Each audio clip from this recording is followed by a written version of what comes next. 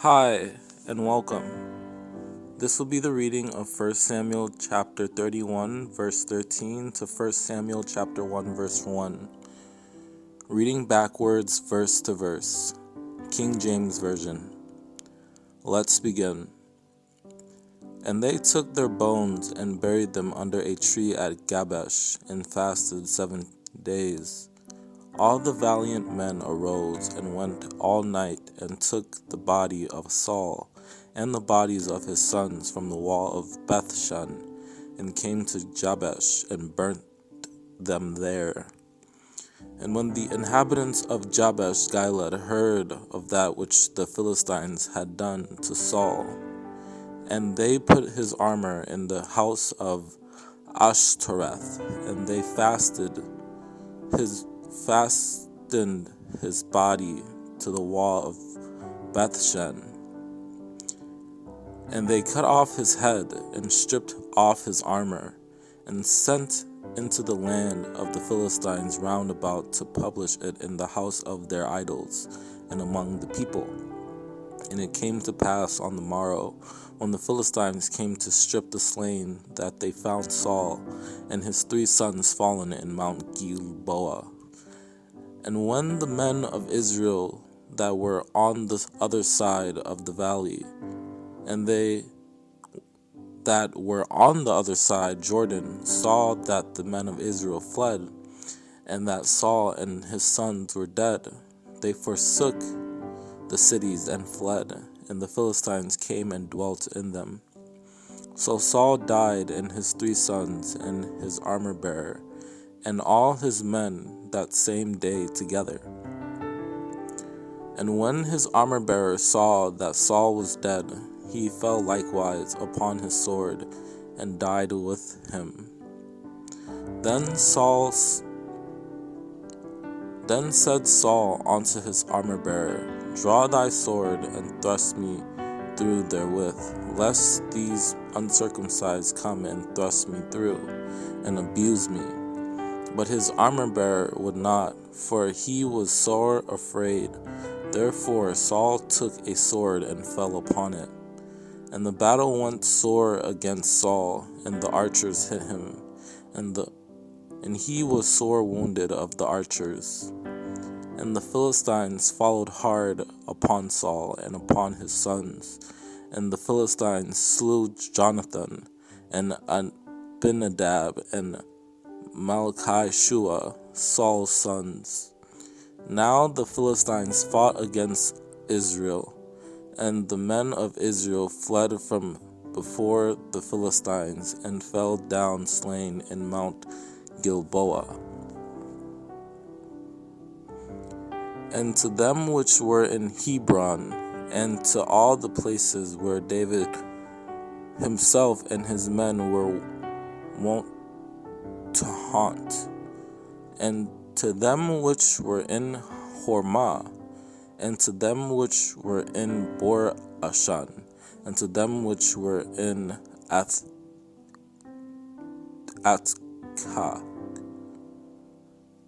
and to them which were in Rachal, and to them which were in the cities of Jerahmeelites, and to them which were in the cities of the Kenites, and to them which were in Aroer, and to them which were in Siphmoth, and to them which were in Eshtemoa, and to them which were in Bethel, and to them which were in South Ramoth, and to them which were in Jattir. And when David came to Ziklag, he sent of the spoil unto the elders of Judah, even to his friends, saying, Behold, a present for you of the spoil of the enemies of the Lord. And it was so from that day forward, that he made it a statute and an ordinance for Israel unto this day. For who will hearken unto you in this matter? But as his part is that goeth down to the battle, so shall his part be that tarrieth by the stuff. They shall part alike. Then said David, Ye shall not do so, my brethren, with that which the Lord hath given us, who hath preserved us, and delivered the company that came against us into our hand. Then answered all the wicked men and men of Belial, of those that went with David, and said, Because they went not with us, we will not give them aught of the spoil that we have recovered, save to every man his wife and his children, that they may lead them away and depart. And David came to the 200 men, which were so faint that they could not follow David, whom they had made also to abide at the brook Bezor. And they went forth to meet David, and to meet the people that were with him. And when David came near to the people, he saluted them. And David took all the flocks and the herds, which they drave before those other cattle, and said, This is David's spoil. And there was nothing lacking to them, neither small nor great, neither sons nor daughters, neither spoil, nor anything that they had taken to them. David recovered all. And David recovered all that the Amalekites had carried away. And David rescued his 2 wives.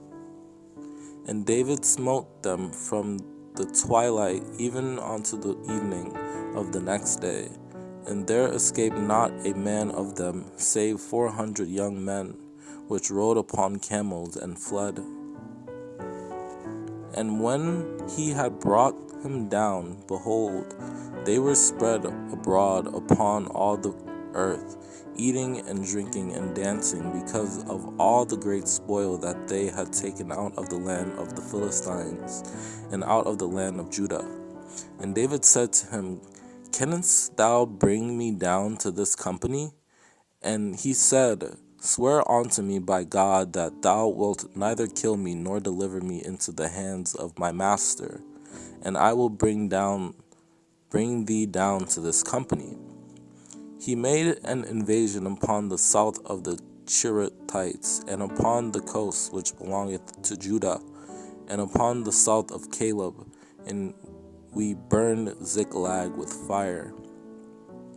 And David said unto him, To whom belongest thou, and whence art thou? And he said, I am a young man of Egypt, servant to an Amalekite, and my master left me, because 3 days agone I fell sick. And they gave him a piece of a cake of figs, and 2 clusters of raisins. And when he had eaten, his spirit came again to him, for he had eaten no bread nor drunk any water, 3 days and 3 nights. And they found an Egyptian in the field, and brought him to David, and gave him bread, and he did eat, and they made him drink water. But David pursued, he and 400 men, for 200 abode behind, which were so faint that they could not go over the brook Bezor. So David went, he and the 600 men that were with him, and came to the brook Bezor, where those that were left behind stayed. And David inquired at the Lord, saying, Shall I pursue after this troop? Shall I overtake them? And he answered him, Pursue, for thou shalt surely overtake them, and without fail recover all. And David said to Abiathar the priest, Ahimelech's son, I pray thee, bring me hither the ephod. And Abiathar brought thither the ephod to David. And David was greatly distressed, for the people spake of stoning him, because the soul of all the people was grieved, every man for his sons and for his daughters. But David encouraged himself in the Lord his God. And David's 2 wives were taken captives, Ahinoam the Jezreelites, and Abigail, the wife of Nabal the Carmelite. Then David and the people that were with him lifted up their voice and wept until they had no more power to weep. So David and his men came to the city, and behold, it was burned with fire, and their wives and their sons and their daughters were taken captives, and had taken the women captives that were therein. They slew not any, either great or small, but carried them away and went on their way. And it came to pass, when David and his men were come to Ziklag on the 3rd day, that the Amalekites had invaded the south, and smitten Ziklag, and burned it with fire.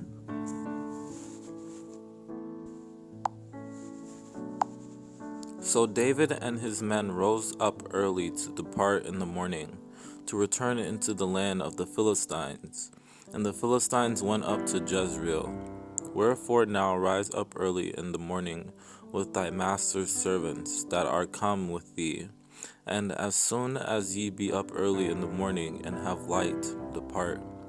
And Achish answered and said to David, I know that thou art good in my sight, as an angel of God, notwithstanding the princes of the Philistines have said, He shall not go up with us to the battle.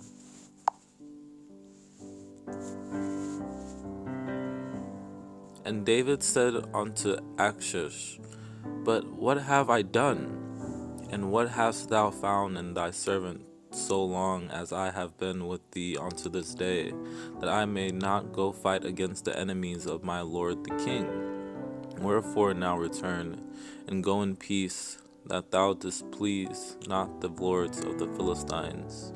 Then Achish called David, and said unto him, Surely as the Lord liveth, thou hast been upright, and thy going out and thy coming in with me in the host is good in my sight.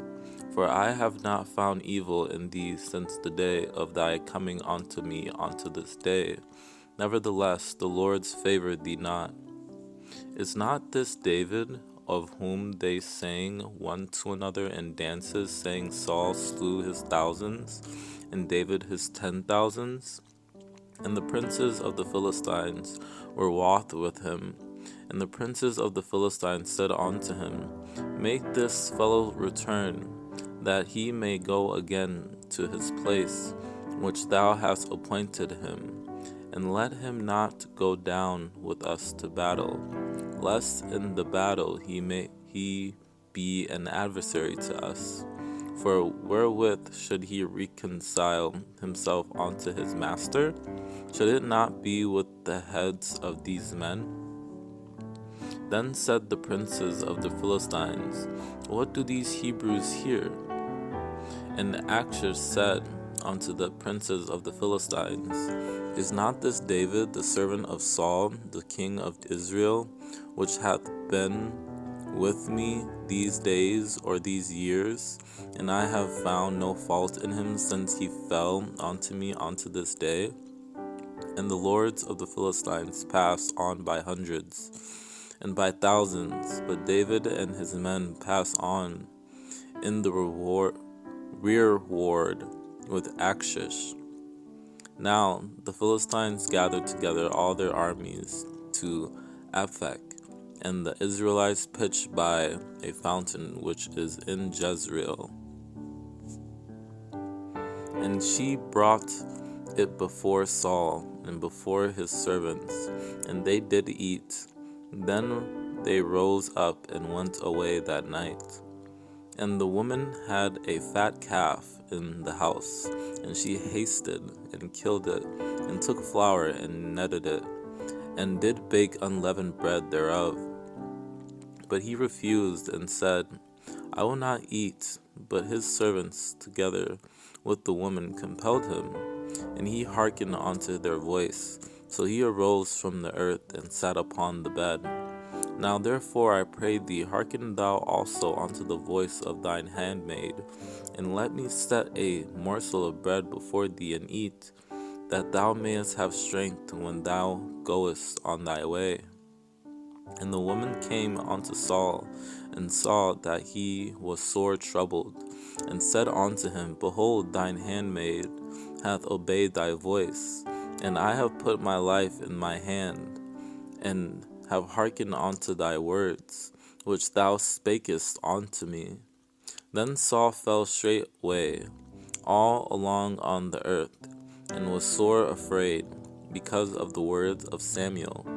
And there was no strength in him, for he had eaten no bread all the day, nor all the night. And moreover, the Lord will also deliver Israel with thee into the hand of the Philistines. And tomorrow shalt thou and thy sons be with me. The Lord also shall deliver the host of Israel into the hand of the Philistines. Because thou obeyedest not the voice of the Lord, nor executest his fierce wrath upon Amalek, therefore hath the Lord done this thing unto thee this day. And the Lord hath done to him as he spake by me. For the Lord hath rent the kingdom out of thine hand, and given it to thy neighbor, even to David. Then said Samuel, Wherefore then dost thou ask of me, seeing the Lord is departed from thee, and is become thine enemy? And Samuel said to Saul, Why hast thou disquieted me to bring me up? And Saul answered, I am sore distressed, for the Philistines make war against me, and God is departed from me, and answereth me no more, neither by prophets nor by dreams. Therefore I have called thee, that thou mayest make known unto me what I shall do. And he said unto her, What form is he of? And she said, An old man cometh up, and he is covered with a mantle. And Saul perceived that it was Samuel, and he stooped with his face to the ground, and bowed himself. And the king said unto her, Be not afraid, for what sawest thou? And the woman said unto Saul, I saw gods ascending out of the earth. And when the woman saw Samuel, she cried with a loud voice. And the woman spake to Saul, saying, Why hast thou deceived me? For thou art Saul. Then said the woman, Whom shall I bring up unto thee? And he said, Bring me up Samuel. And Saul sware to her by the Lord, saying, As the Lord liveth, there shall no punishment happen to thee for this thing. And the woman said unto him, Behold, thou knowest what Saul hath done, how he hath cut off those that have familiar spirits and the wizards out of the land. Wherefore then layest thou a snare for my life, to cause me to die? And Saul disguised himself, and put on other raiment. And he went, and 2 men with him. And they came to the woman by night. And he said, I pray thee, divine unto me by the familiar spirit, and bring me him up, whom I shall name unto thee. Then Saul unto his servants, Seek me a woman that hath a familiar spirit, that I may go to her and inquire of her. And his servants said to him, Behold, there is a woman that hath a familiar spirit at Endor. And when Saul inquired of the Lord answered him not, neither by dreams, nor by Urim, nor by prophets. And when Saul saw the hosts of the Philistines, he was afraid, and his heart greatly trembled. And the Philistines gathered themselves together, and came and pitched in Shunem. And Saul gathered all Israel together, and they pitched in Gilboa. Now Samuel was dead, and all Israel had lamented him, and buried him in Ramah, even in his own city. And Saul had put away those that had familiar spirits and the wizards out of the land. And David said to Achish, Surely thou shalt know what thy servant can do. And Achish said to David, Therefore will I make thee keeper of mine head forever. And it came to pass in those days that the Philistines gathered their armies together for warfare to fight with Israel. And Achish said unto David, Know thou assuredly that thou shalt go out with me to battle, thou and thy men. And Achish believed David, saying, He hath made his people Israel utterly to abhor him. Therefore he shall be my servant forever. And David saved neither man nor woman alive, to bring tidings to Gath, saying, Lest they should tell on us, saying, So David, and so will be his manner all the while he dwelleth in the country of the Philistines. And Achish said, Whither have ye made a road today? And David said, Against the south of Judah, and against the south of the Jerahmeelites, and against the south of the Kenites. And David smote the land, and left neither man nor woman alive, and took away the sheep, and the oxen, and the asses, and the camels, and the apparel, and returned and came to Achish.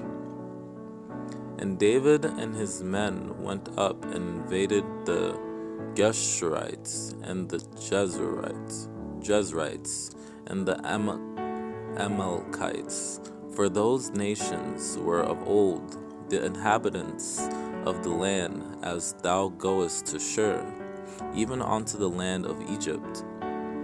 And the time that David dwelt in the country of the Philistines was a full year and 4 months. Then Achish gave him Ziklag that day, wherefore Ziklag pertaineth unto the kings of Judah unto this day. And David said unto Achish, If I have now found grace in thine eyes, let them give me a place in some town in the country, that I may dwell there. For why should thy servant dwell in this royal city with thee? And it was told Saul that David was fled to Gath, and he sought no more again for him. And David dwelt with Achish at Gath, he and his men, every man with his household, even David with his 2 wives, Ahinoam the Jezreelitess, and Abigail the Carmelitess, Nabal's wife. And David arose, and he passed over with the 600 men that were with him unto Achish, the son of Moach, king of Gath. And David said in his heart, I shall now perish one day by the hand of Saul. There is nothing better for me than that I should speedily escape into the land of the Philistines, and Saul shall despair of me, to seek me any more in any coast of Israel. So shall I escape out of his hand. Then Saul said to David, Blessed be thou my son David, thou shalt both do great things, and also shalt still prevail. So David went on his way, and Saul returned to his place. And behold, as thy life was much set by this day in mine eyes, so let my life be much set by in the eyes of the Lord, and let him deliver me out of all tribulation. The Lord rendered to every man his righteousness and his faithfulness, for the Lord delivered thee into my hand today. But I would not stretch forth mine hand against the Lord's anointed. And David answered and said, Behold the king's spear, and let one of the young men come over and fetch it. Then said Saul, I have sinned. Return, my son David, for I will no more do thee harm. because my soul was precious in thine eyes this day. Behold, I have played the fool, and have erred exceedingly. Now, therefore, let not my blood fall to the earth before the face of the Lord, for the King of Israel is come out to seek a flea, as when one doth hunt a partridge in the mountains. Now, therefore, I pray thee, let my lord the king hear the words of his servants. If the Lord have stirred thee up against me, let him accept an offering. But if they be the children of men, cursed be they before the Lord. For they have driven me out this day from abiding in the inheritance of the Lord, saying, Go serve other gods. And he said, Wherefore doth my Lord thus pursue after his servant? For what have I done, or what evil is in mine hand? And Saul knew David's voice, and said, In this thy voice, my son David? And David said, It is my voice, my Lord, O King. This thing is not good that thou hast done. As the Lord liveth, ye are worthy to die, because ye have not kept your master the Lord's anointed. And now see where the king's spear is, and the curse of water that was at his bolster. And David said to Abner, Art not thou a valiant man? And who is like to thee in Israel? Wherefore then hast thou not kept thy lord the king? For there came one of the people in to destroy the king thy lord. And David cried to the people and to Abner the son of Ner, saying, Answerest thou not, Abner?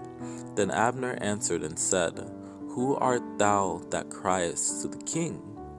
Then David went over to the other side, and stood on the top of an hill afar off, a great space being between them.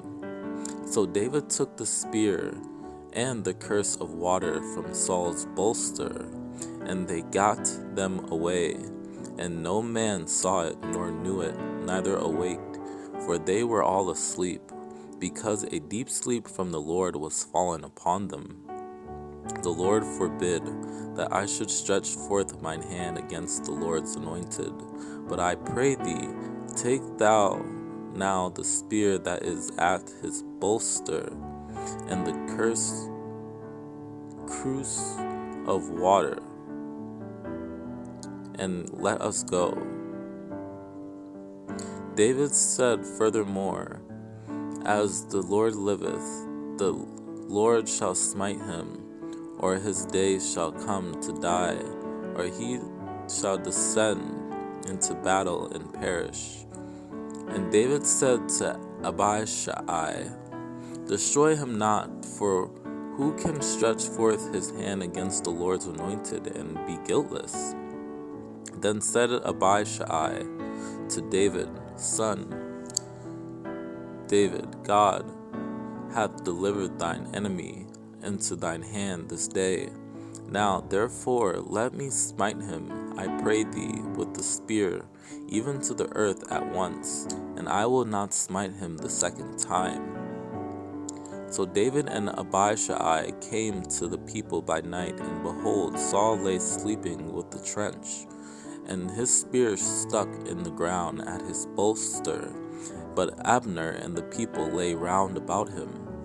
Then answered David and said to Ahimelech the Hittite, and to Abishai the son of Zeruiah, brother of Joab, saying, Who will go down with me to Saul to the camp? And Abishai said, I will go down with thee. And David arose and came to the place where Saul had pitched, and David beheld the place where Saul lay, and Abner the son of Ner, the captain of his host, and Saul lay in the trench, and the people pitched round about him. David therefore sent out spies, and understood that Saul was come in very deed. And Saul pitched in the hill of Chila, which is before Geshimon, by the way. But David abode in the wilderness, and he saw that Saul came after him into the wilderness. Then Saul arose and went down to the wilderness of Ziph, having 3,000 chosen men of Israel with him to seek David in the wilderness of Ziph. And the Ziphites came unto Saul to Gibeah, saying, Doth not David hide himself in the hill of Hachilah, which is before Geshimon?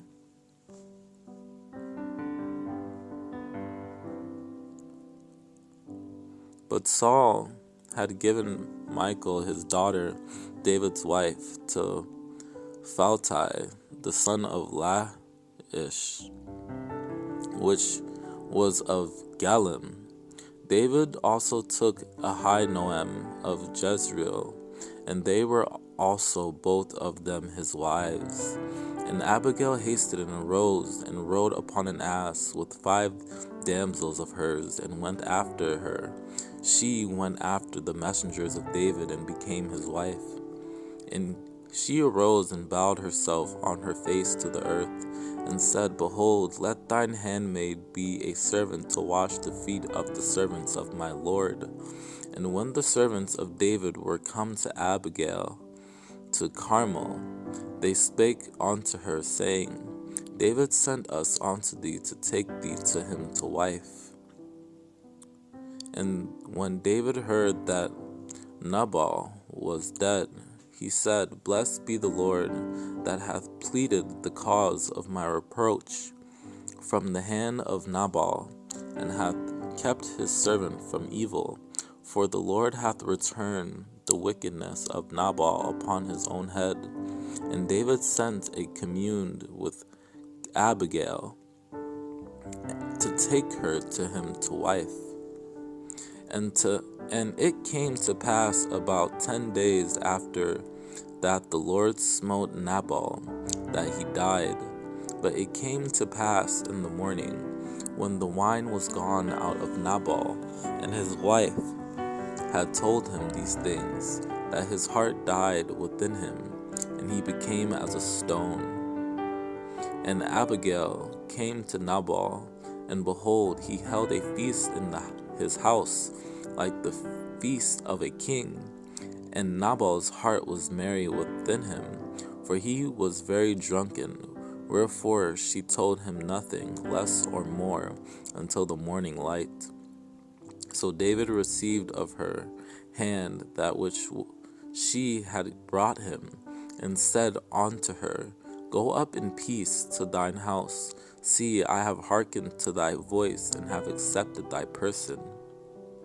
For in very deed, as the Lord God of Israel liveth, which hath kept me back from hurting thee, except thou hadst hasted and come to meet me, surely there had not been left unto Nabal by the morning light any that pisseth against the wall. And blessed be thy advice, and blessed be thou, which hast kept me this day from coming to shed blood, and from avenging myself with mine own hand. And David said to Abigail, Blessed be the Lord God of Israel, which sent thee this day to meet me, that this shall be no grief unto thee, nor offense of heart unto my Lord, neither either that thou hast shed blood causeless, or that my Lord hath avenged himself. But when the Lord shall have dealt well with my Lord, then remember thine handmaid. And it shall come to pass, when the Lord shall have done to my Lord according to all the good that he hath spoken concerning thee, and shall have appointed thee ruler over Israel, yet a man is risen to pursue thee, and to seek thy soul, but the soul of my Lord shall be bound in the bundle of life with the Lord thy God. And the souls of thine enemies, them shall he sling out, as out of the middle of a sling. I pray thee, forgive the trespass of thine handmaid, for the Lord will certainly make my Lord a sure house, because my Lord fighteth the battles of the Lord, and evil hath not been found in thee all thy days. And now this blessing which thine handmaid hath brought unto my Lord, let it even be given unto the young men that follow my Lord. Now therefore, my Lord, as the Lord liveth, and as thy soul liveth, seeing the Lord hath withholden thee from coming to shed blood, and from avenging thyself with thine own hand, now let thine enemies and they that seek evil to my Lord be as Nabal. Let not my Lord, I pray thee, regard this man of Belial, even Nabal, for as his name is, so is he. Nabal is his name, and folly is with him. But I, thine handmaid, saw not the young men of my Lord, whom thou didst send, and fell at his feet, and said upon me, my Lord, upon me let this iniquity be, and let thine handmaid, I pray thee, speak in thine audience, and hear the words of thine handmaid. And when Abigail saw David, she hasted and lighted off the ass, and fell before David on her face, and bowed herself to the ground. So and more also do God unto the enemies of David, if I leave of all that pertain to him by the morning light any that pisseth against the wall. Now David had said, surely in vain have I kept all that this fellow hath in the wilderness, so that nothing was missed of all that pertained unto him, and he hath requited me evil for good. And it was so, as she rode on the ass, that she came down by the covert of the hill, and behold, David and his men came down against her, and she met them.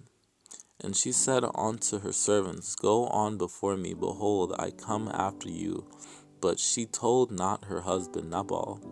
Then Abigail made haste, and took 200 loaves, and 2 bottles of wine, and 5 sheep ready dressed, and 5 measures of parched corn, and 100 clusters of raisins, and 200 cakes of figs, and laid them on asses. Now therefore know and consider what thou wilt do, for evil is determined against our master, and against all his household, for he is such a son of Belial, that a man cannot speak to him. And they were a wall unto us both by night and day, all the while we were with them keeping the sheep. But the men were very good unto us, and we were not hurt, neither missed we anything, as long as we were conversant with them, when we were in the fields. But one of the young men told Abigail, Nabal's wife, saying, behold, David sent messengers out of the wilderness to salute our master, and he railed on them. And David said unto his men, gird ye on every man his sword. And they girded on every man his sword.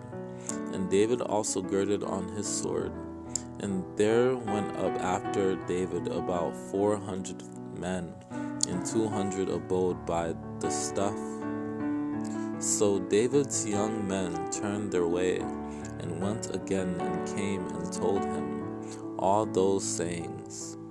Shall I then take my bread and my water and my flesh that I have killed for my shears, and give it unto men whom I know not whence they be?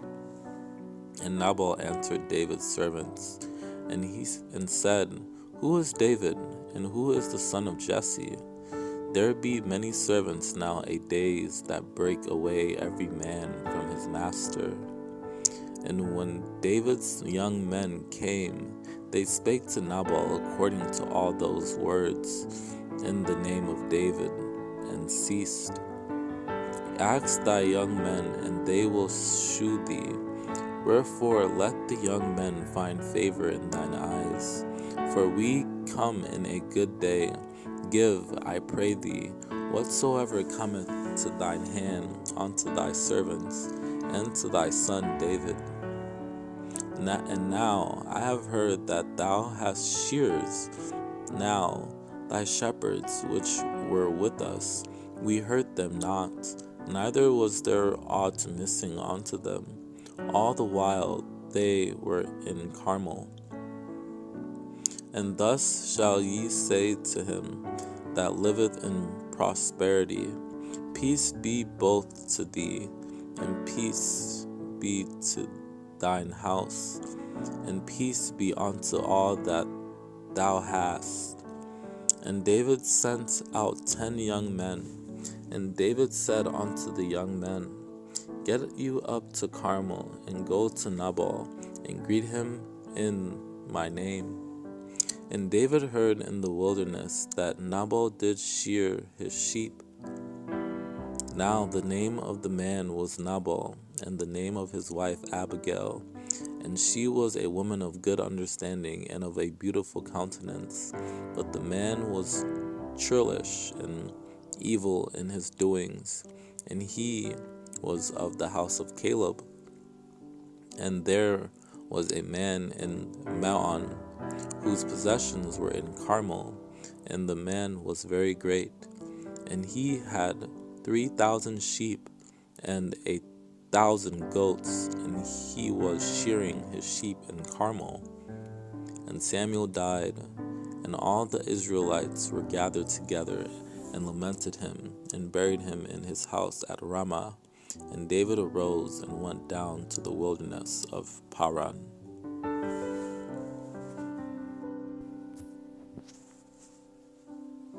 And David swore unto Saul, and Saul went home, but David and his men gat them up unto the hold.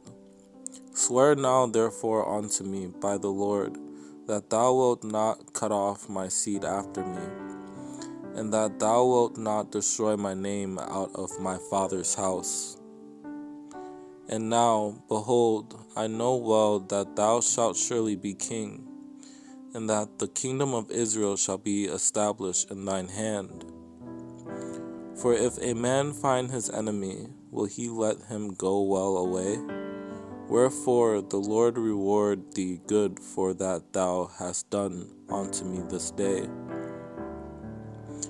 And thou hast shewed this day how that thou hast dealt well with me, for as much as when the Lord had delivered me into thine hand, thou killest me not. And he said to David, Thou art more righteous than I, for thou hast rewarded me good, whereas I have rewarded thee evil. And it came to pass, when David had made an end of speaking these words unto Saul, that Saul said, Is this thy voice, my son David? And Saul lifted up his voice and wept. The Lord therefore be judge, and judge between me and thee, and see and plead my cause, and deliver me out of thine hand. After whom is the king of Israel come out? After whom dost thou pursue? After a dead dog, after a flea. As saith the proverb of the ancients, wickedness proceedeth from the wicked, but mine hand shall not be upon thee. The Lord judge between me and thee, and the Lord avenge me of thee, but mine hand shall not be upon thee. Moreover, my father, see the skirt of thy robe in my hand. For in that I cut off the skirt of thy robe, and killed thee not. Know thou, and see that there is neither evil nor transgression in mine hand. And I have not sinned against thee, yet thou huntest my soul to take it. Behold, this day thine eyes have seen how that the Lord had delivered thee today into mine hand in the cave. And some bade me kill thee, but mine eyes spared thee. And I said, I will not put forth mine hand against my Lord, for he is the Lord's anointed. And David said to Saul, Wherefore hearest thou men's words, saying, Behold, David seeketh thy hurt? David also arose afterward, and went out of the cave, and cried after Saul, saying, My Lord the king. And when Saul looked behind him, David stooped with his face to the earth, and bowed himself. So David stayed his servants with these words, and suffered them not to rise against Saul. But Saul rose up out of the cave, and went on his way. And he said unto his men, The Lord forbid that I should do this thing unto my master, the Lord's anointed, to stretch forth mine hand against him, seeing he is the anointed of the Lord. And it came to pass afterward that David's heart smote him, because he had cut off Saul's skirt. And the men of David said unto him, Behold, the day of which the Lord said unto me, Behold, unto thee, Behold, I will deliver thine enemy into thine hand, that thou mayest do to him as it shall seem good unto thee. Then David arose and cut off the skirt of Saul's robe privately. And he came to the sheepcotes by the way, where was a cave, and Saul went in to cover his feet. And David and his men remained in the sides of the cave. Then Saul took 3,000 chosen men out of all Israel, and went to seek David and his men upon the rocks of the wild goats. And it came to pass, when Saul was returned from following the Philistines, that it was told him, saying, Behold, David is in the wilderness of En-Gedi.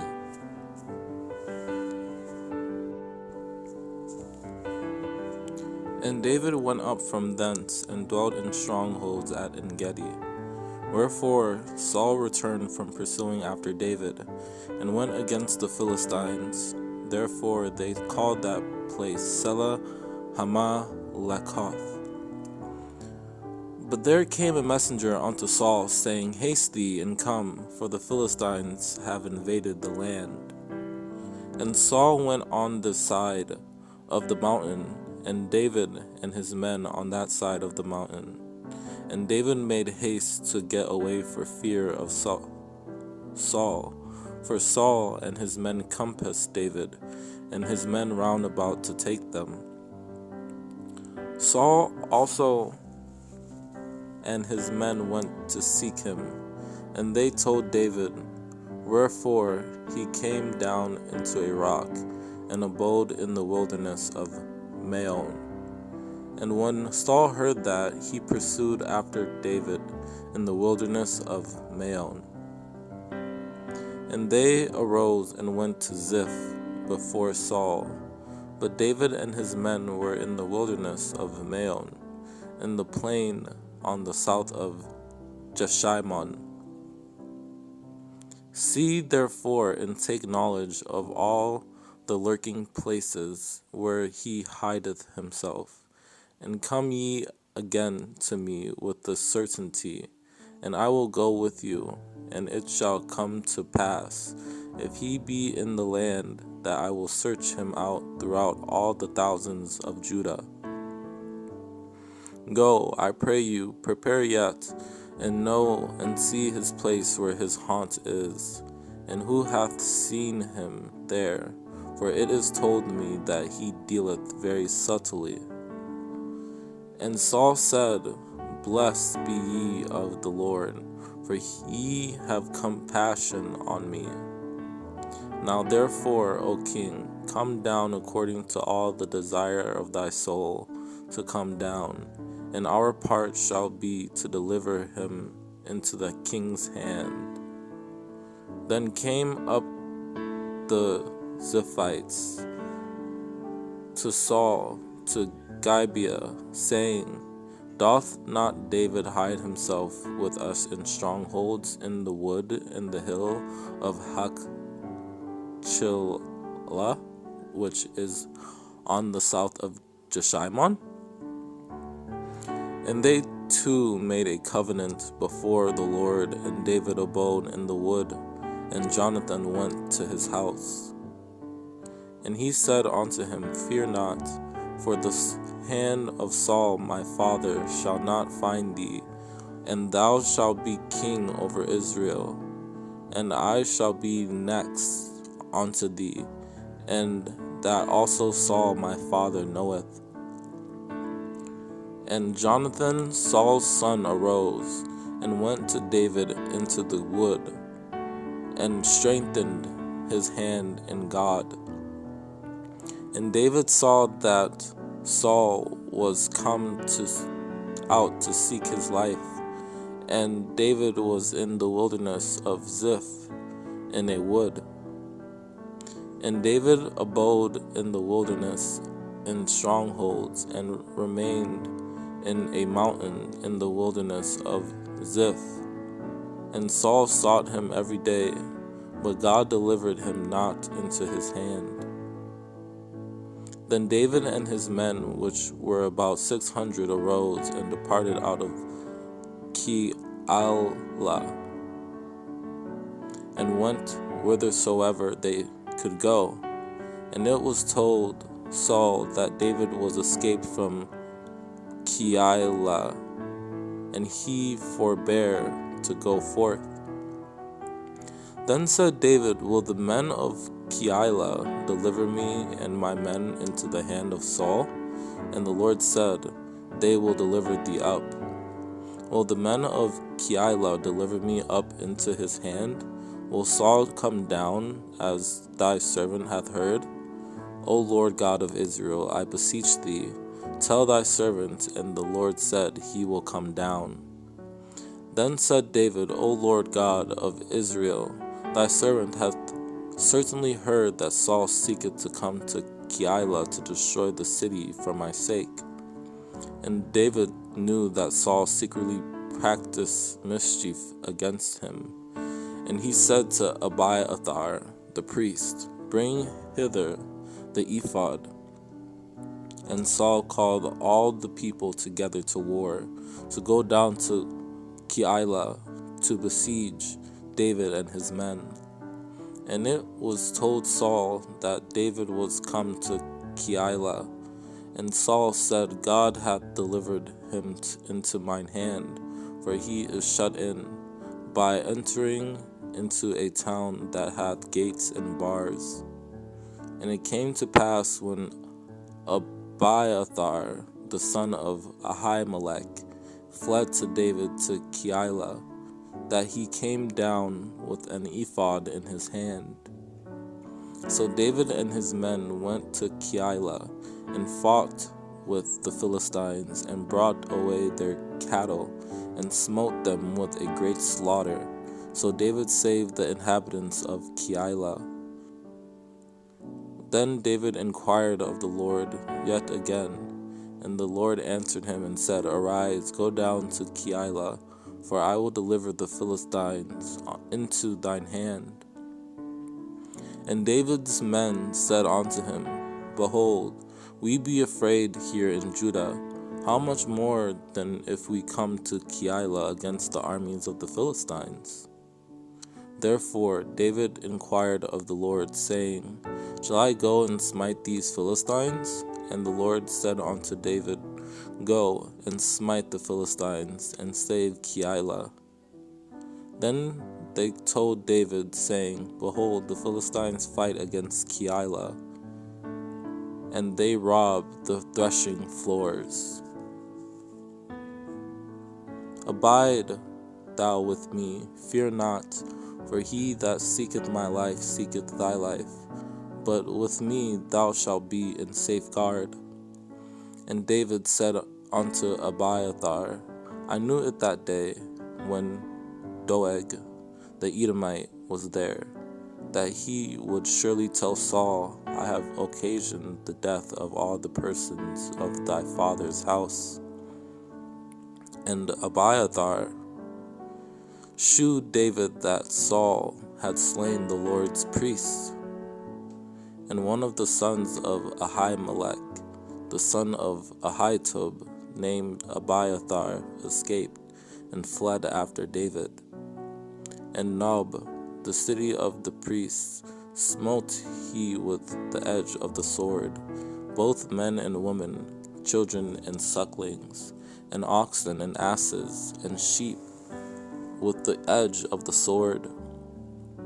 And the king said to Doeg, Turn thou and fall upon the priests.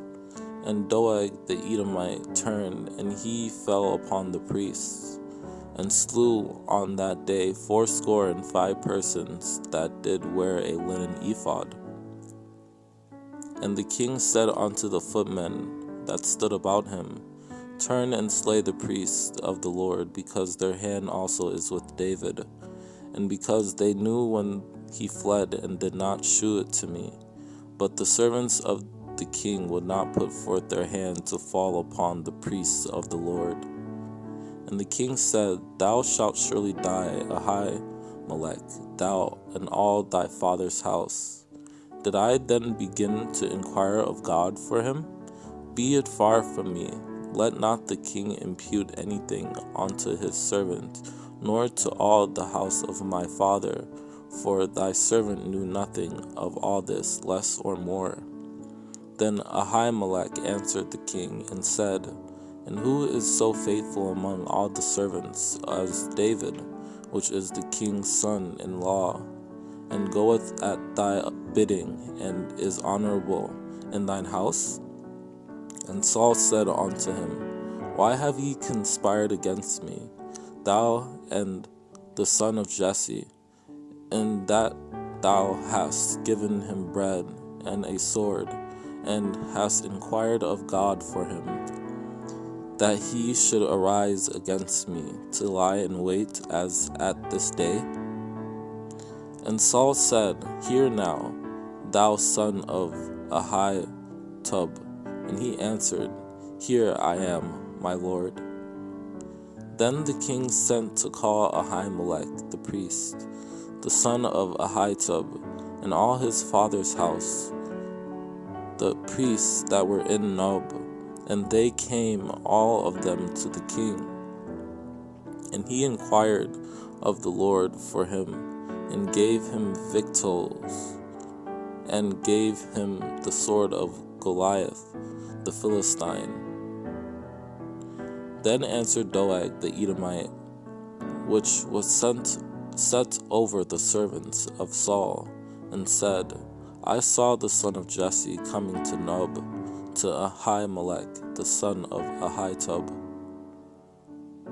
that all of you have conspired against me, and there is none that sheweth me that my son hath made a league with the son of Jesse, and there is none of you that is sorry for me, or sheweth unto me that my son hath stirred up my servant against me to lie in wait as at this day? Then Saul said unto his servants that stood about him, Hear now, ye Benjamites. Will the son of Jesse give every one of you fields and vineyards, and make you all captains of thousands and captains of hundreds? When Saul heard that David was discovered, and the men that were with him, now Saul abode in Gibeah, under a tree in Ramah, having his spear in his hand, and all his servants were standing about him.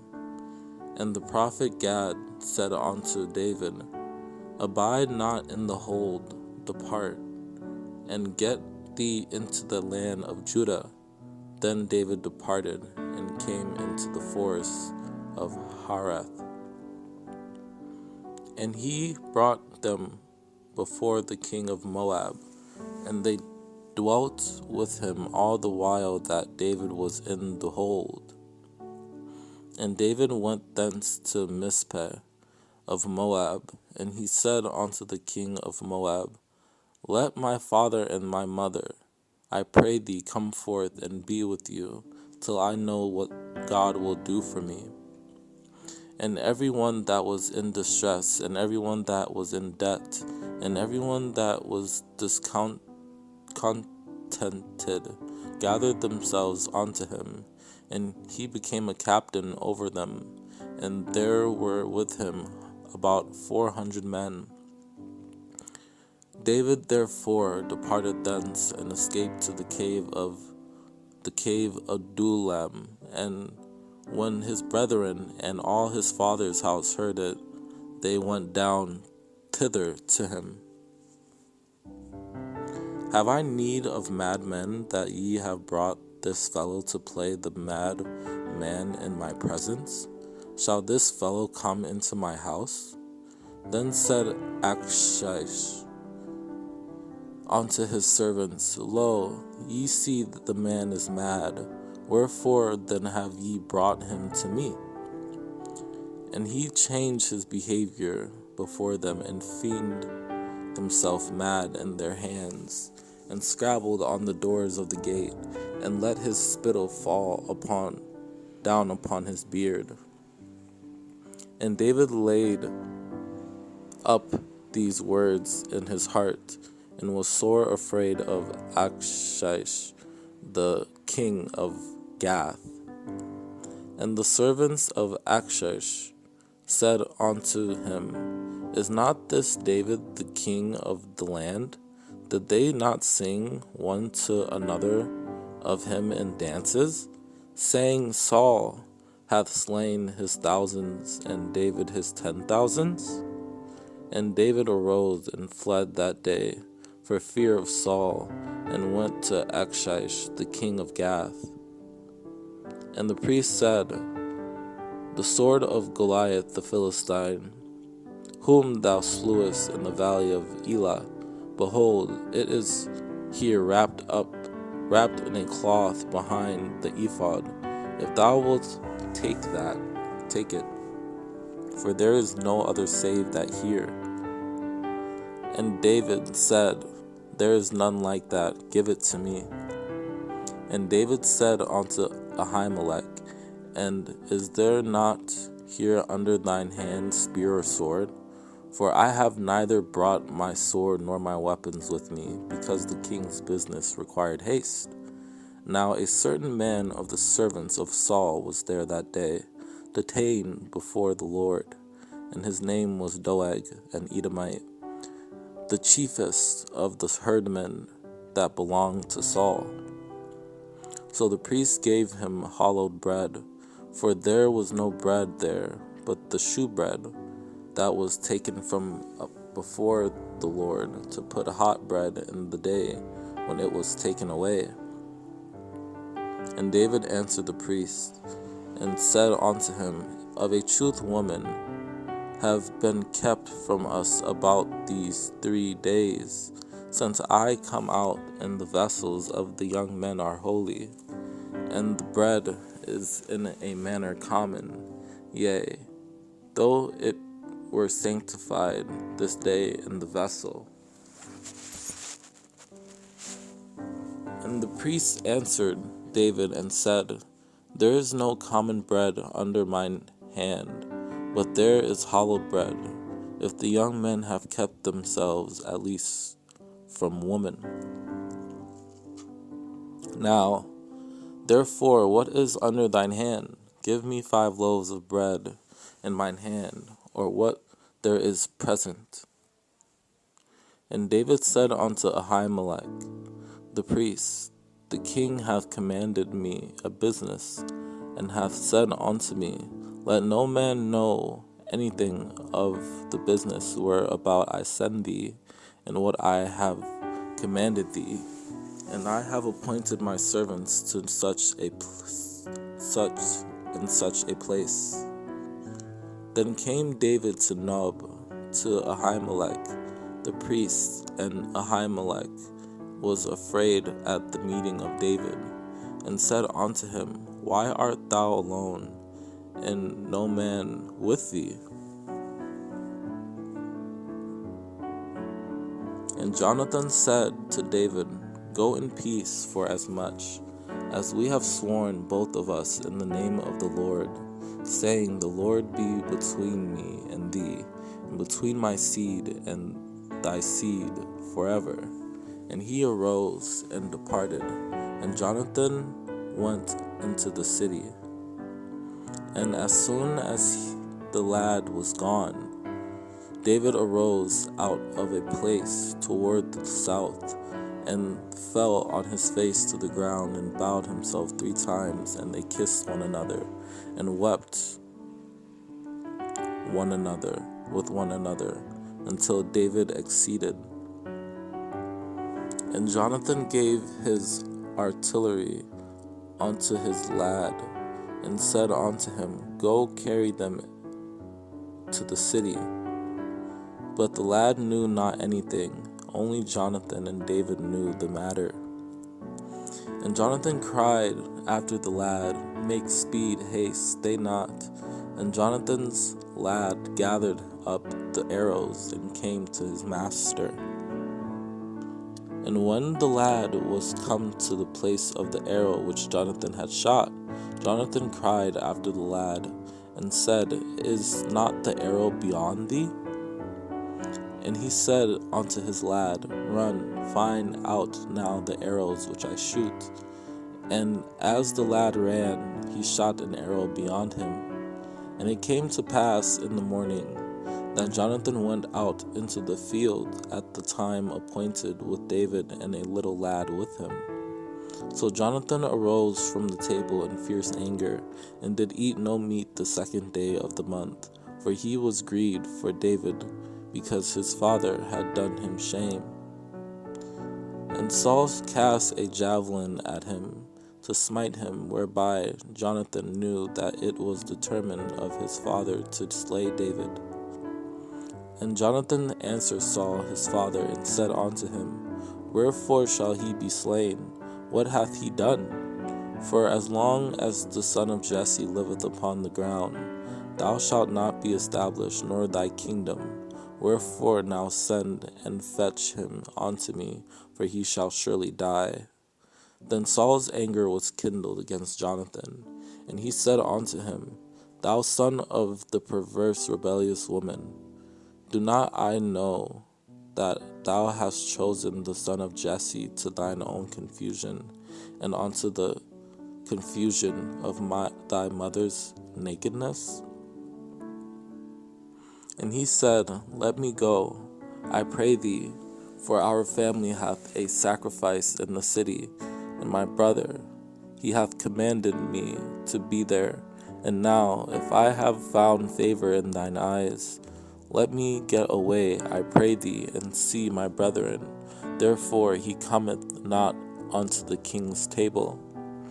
And Jonathan answered Saul, David earnestly asked leave of me to go to Bethlehem. And it came to pass on the morrow, which was the 2nd day of the month, that David's place was empty. And Saul said unto Jonathan his son, Wherefore cometh not the son of Jesse to meat, neither yesterday nor today? Nevertheless Saul spake not anything that day, for he thought something hath befallen him. He is not clean, surely he is not clean. And the king sat upon his seat, as at other times, even upon a seat by the wall. And Jonathan arose, and Abner sat by Saul's side, and David's place was empty. So David hid himself in the field, And when the new moon was come, the king sat him down to eat meat. And as touching the matter which thou had and I have spoken of, behold, the Lord be between thee and me forever. But if I say thus unto the young man, behold, the arrows are beyond thee, go thy way, for the Lord hath sent thee away. And behold, I will send a lad, saying, go find out the arrows. If I expressly say unto the lad, behold, the arrows are on the side of thee, take them, then come thou, for there is peace to thee, and no hurt, as the Lord liveth. And I will shoot 3 arrows on the side thereof, as though I shot at a mark. And when thou hast stayed 3 days, then thou shalt go down quickly and come to the place where thou didst hide thyself when the business was in hand, and shalt remain by the stone Ezel. Then Jonathan said to David, tomorrow is the new moon, and thou shalt be missed, because thy seat will be empty. And Jonathan caused David to swear again, because he loved him, for he loved him as he loved his own soul. So Jonathan made a covenant with the house of David, saying, let the Lord even require it at the hand of David's enemies, but also thou shalt not cut off thy kindness from my house forever. No, not when the Lord hath cut off the enemies of David every one from the face of the earth. And thou shalt not only while yet I live shew me the kindness of the Lord, that I die not. The Lord do so and much more to Jonathan. But if it please my father to do thee evil, then I will shew it thee, and send thee away, that thou mayest go in peace, and the Lord be with thee, and he hath been with my father. And Jonathan said unto David, O Lord God of Israel, when I have sounded my father about tomorrow any time, or the 3rd day, and behold, if there be good toward David, and I then send not unto thee, and shew it thee. And Jonathan said unto David, come, let us go out into the field. And they went out both of them into the field. Then said David to Jonathan, who shall tell me? Or what if thy father answer thee roughly? And Jonathan said, far be it from thee, for if I knew certainly that evil were determined by my father to come upon thee, then would not I tell it thee? Therefore thou shalt deal kindly with thy servant, for thou hast brought thy servant into a covenant of the Lord with thee. Notwithstanding, if there be in me iniquity, slay me thyself. For why shouldest thou bring me to thy father? If he say thus, it is well, thy servant shall have peace. But if he be very wroth, then be sure that evil is determined by him. If thy father at all miss me, then say, David earnestly asked leave of me, that he might run to Bethlehem his city, for there is a yearly sacrifice there for all the family. And David said unto Jonathan, behold, tomorrow is the new moon, and I should not fail to sit with the king at meat, but let me go, that I may hide myself in the field unto the 3rd day at even. Then said Jonathan unto David, whatsoever thy soul desireth, I will even do it for thee. And David sware moreover, and said, Thy father certainly knoweth that I have found grace in thine eyes. And he saith, Let not Jonathan know this, lest he be grieved. But truly, as the Lord liveth, and as thy soul liveth, there is but a step between me and death. And he said unto him, God forbid, thou shalt not die. Behold, my father will do nothing either great or small, but that he will shew it me. And why should my father hide this thing from me? It is not so. And David fled from Naioth in Ramah, and came and said before Jonathan, What have I done? What is mine iniquity? And what is my sin before thy father, that he seeketh my life?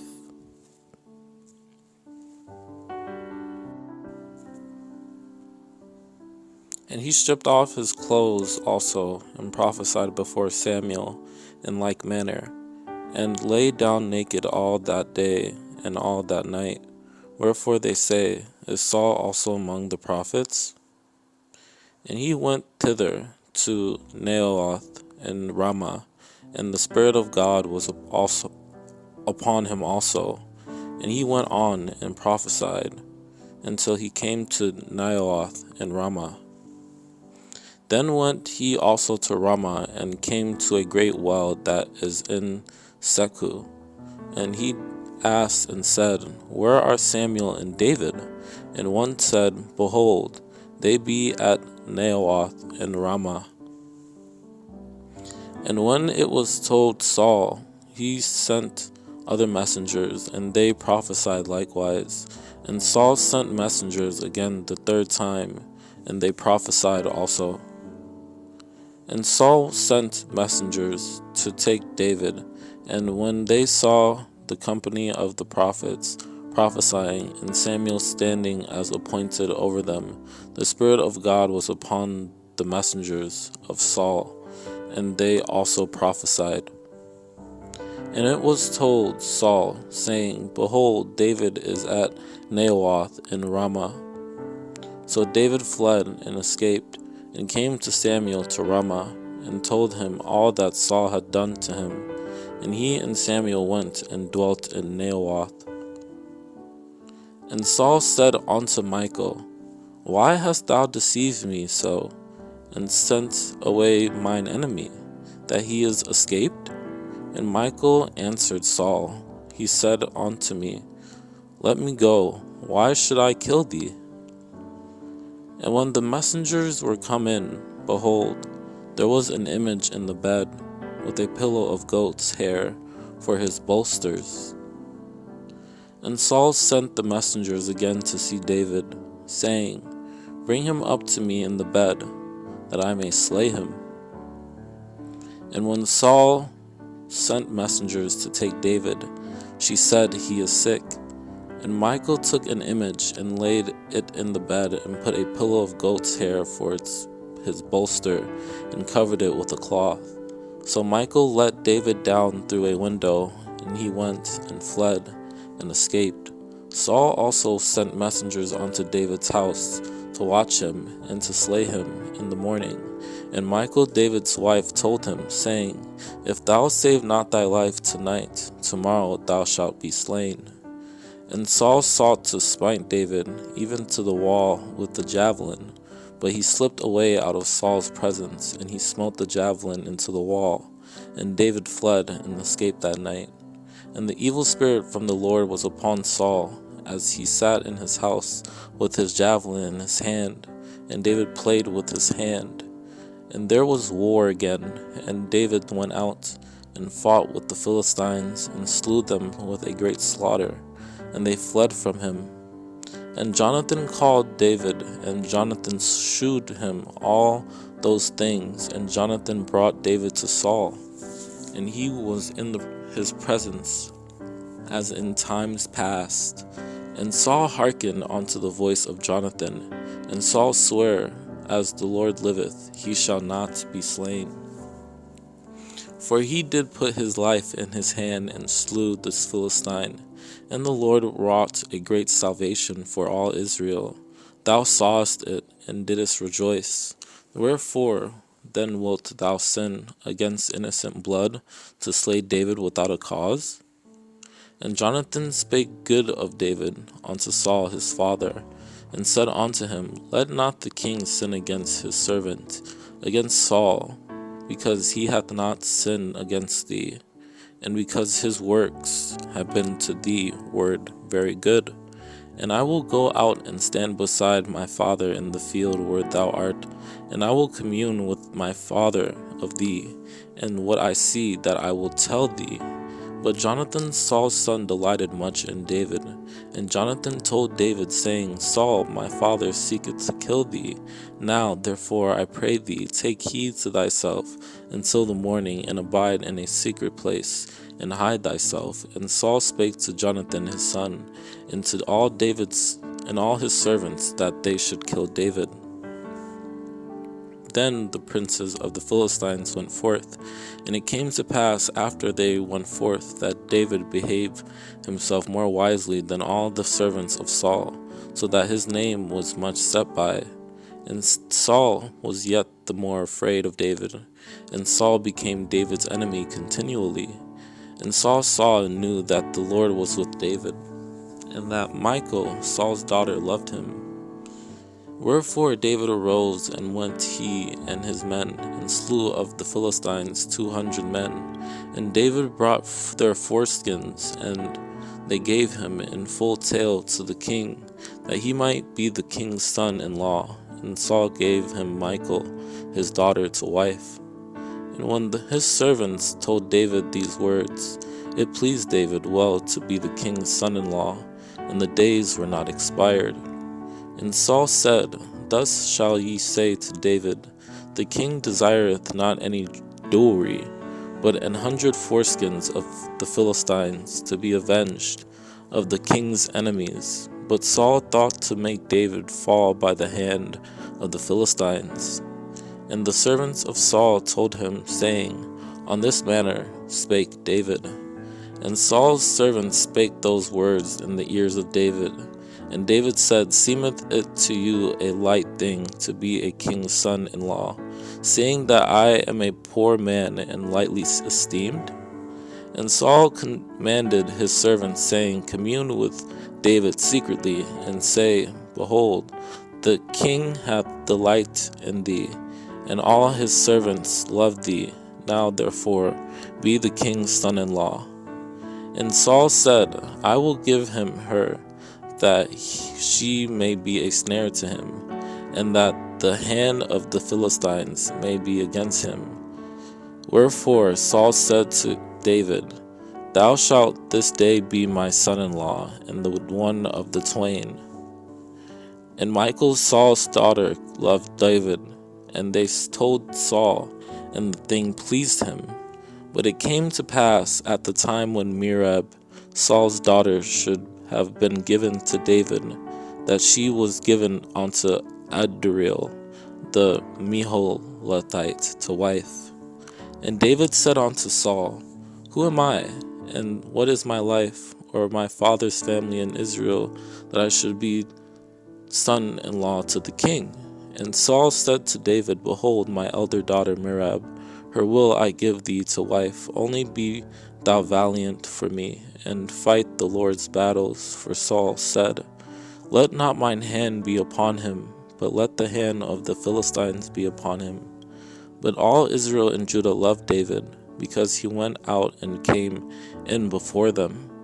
Wherefore, when Saul saw that he behaved himself very wisely, he was afraid of him. And David behaved himself wisely in all his ways, and the Lord was with him. Therefore Saul removed him from him, and made him his captain over 1,000, and he went out and came in before the people. And Saul was afraid of David, because the Lord was with him, and was departed from Saul. And Saul cast a javelin, for he said, I will smite David even to the wall with it. And David avoided out of his presence twice. And it came to pass on the morrow that the evil spirit from God came upon Saul, and he prophesied in the midst of the house. And David played with his hand, as at other times, and there was a javelin in Saul's hand. And Saul eyed David from that day and forward. And Saul was very wroth, and the saying displeased him. And he said, They have ascribed unto David 10,000s, and to me they have ascribed but thousands. And what can he have more but the kingdom?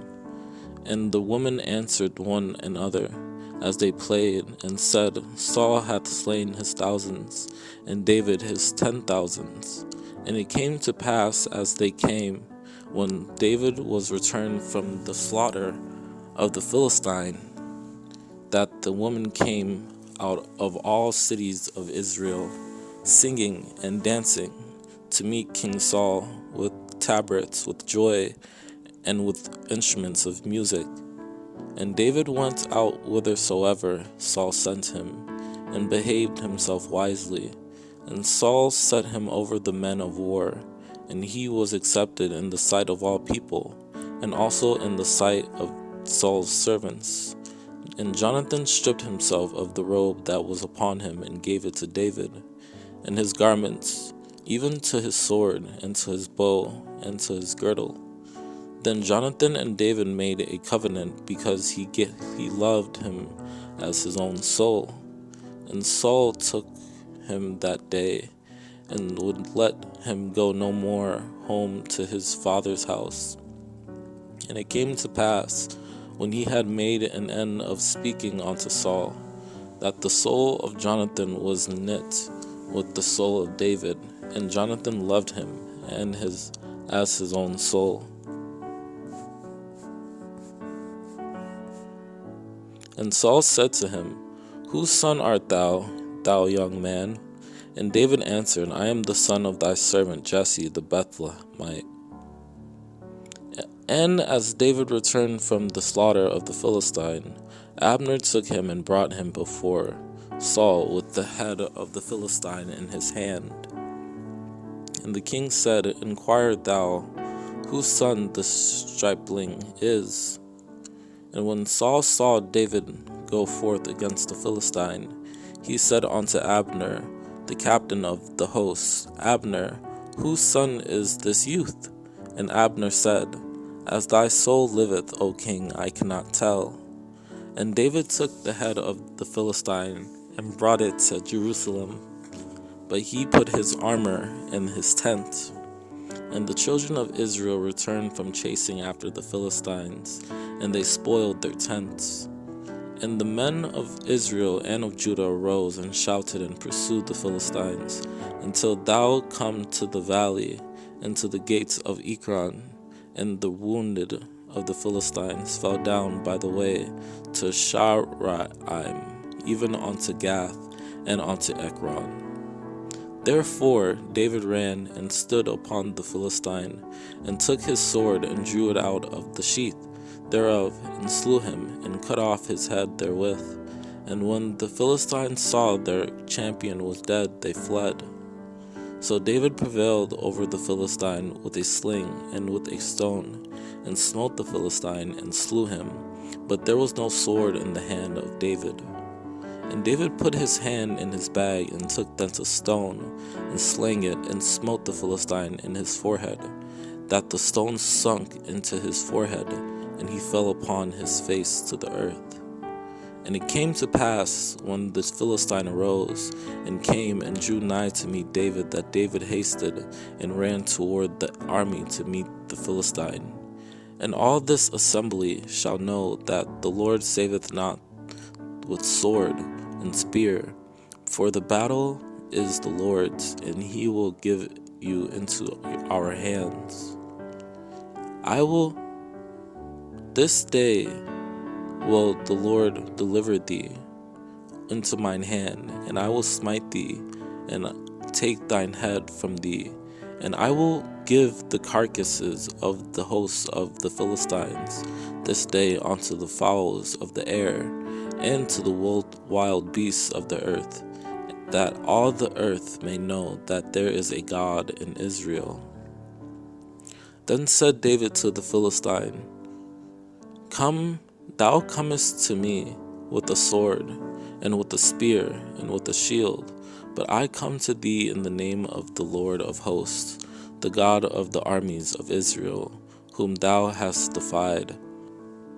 And the Philistine said to David, Come to me, and I will give thy flesh unto the fowls of the air, and to the beasts of the earth of the field.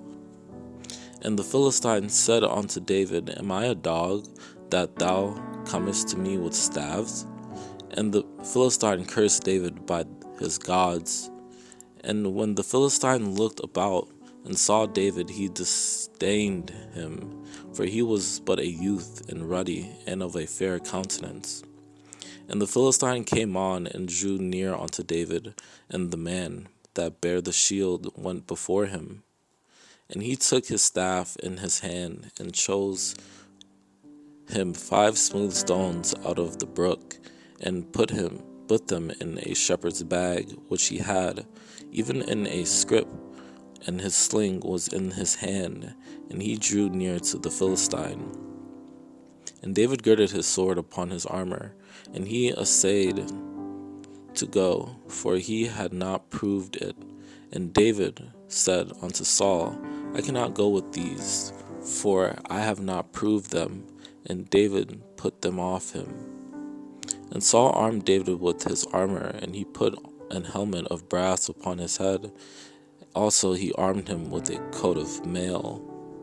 David said moreover, The Lord that delivered me out of the paw of the lion, and out of the paw of the bear, he will deliver me out of the hand of this Philistine. And Saul said unto David, Go, and the Lord be with thee. Thy servant slew both the lion and the bear, and this uncircumcised Philistine shall be as one of them, seeing he hath defied the armies of the living God. And I went out after him, and smote him, and delivered it out of his mouth. And when he arose against me, I caught him by his beard, and smote him, and slew him.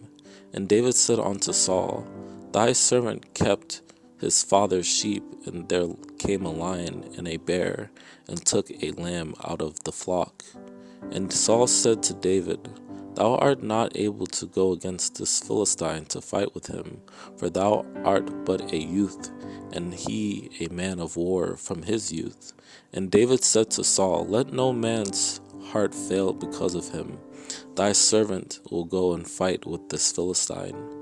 And when the words were heard which David spake, they rehearsed them before Saul, and he sent for him. And he turned from him toward another, and spake after the same manner.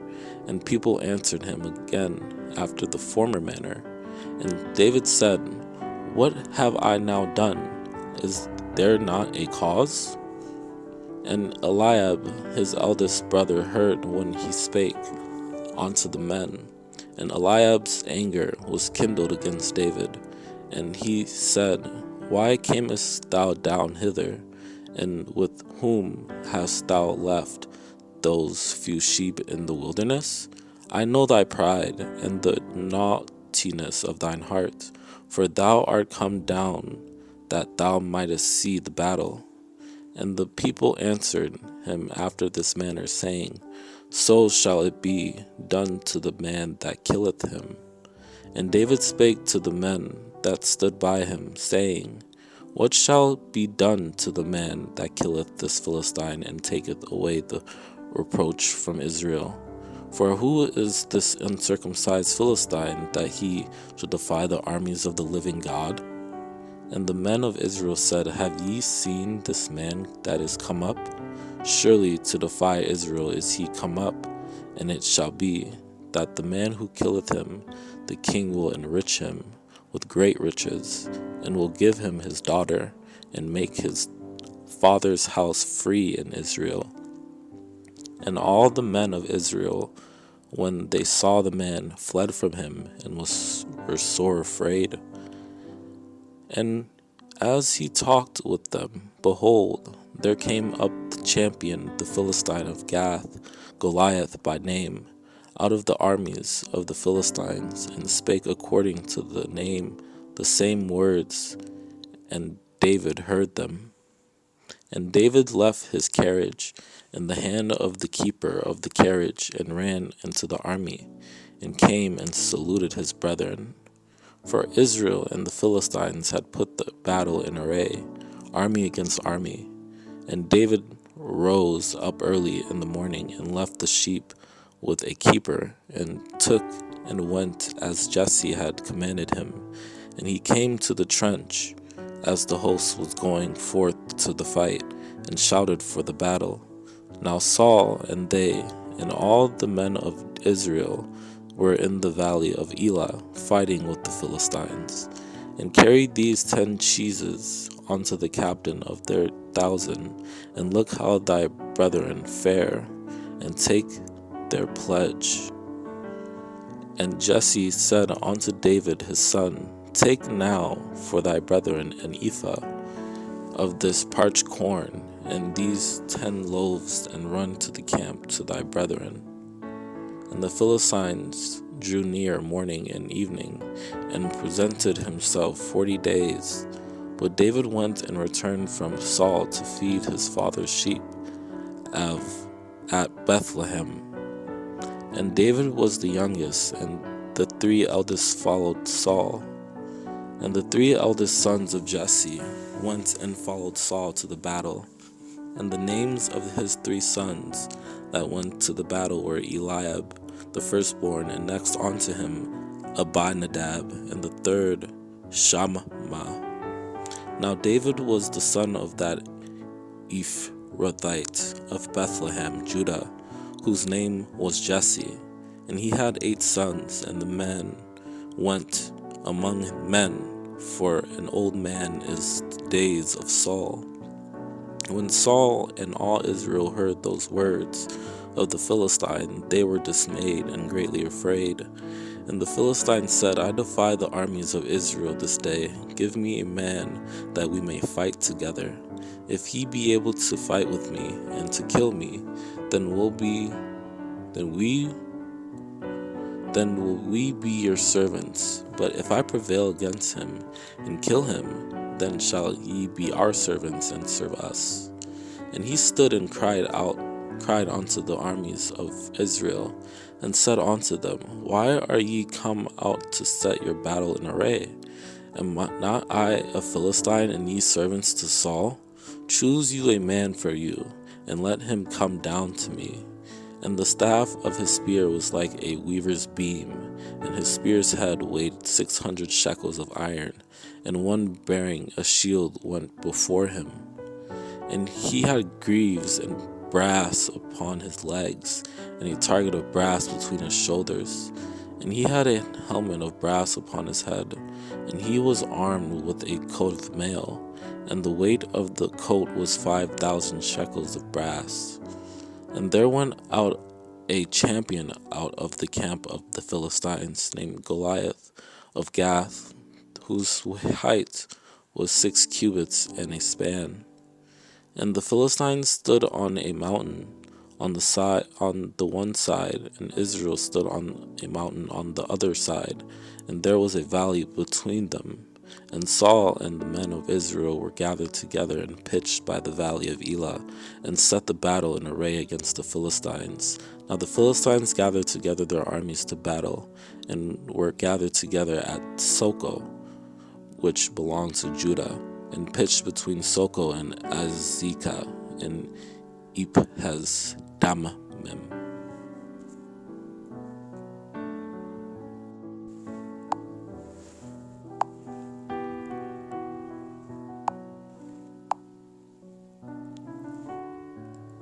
And it came to pass, when the evil spirit from God was upon Saul, that David took an harp and played with his hand. So Saul was refreshed and was well, and the evil spirit departed from him. And Saul sent to Jesse, saying, Let David, I pray thee, stand before me,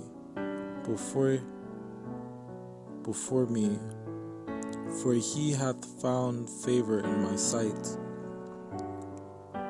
And David came to Saul and stood before him, and he loved him greatly, and he became his armor-bearer. And Jesse took an ass laden with bread and a bottle of wine and a kid, and sent them by David his son unto Saul. Wherefore Saul sent messengers unto Jesse, and said, Send me David thy son, which is with the sheep. Then answered one of the servants and said, Behold, I have seen a son of Jesse, the Bethlehemite, that is cunning in playing, and a mighty valiant man, and a man of war, and prudent in matters, and a comely person, and the Lord is with him. And Saul said unto his servants, Provide me now a man that can play well, and bring him to me.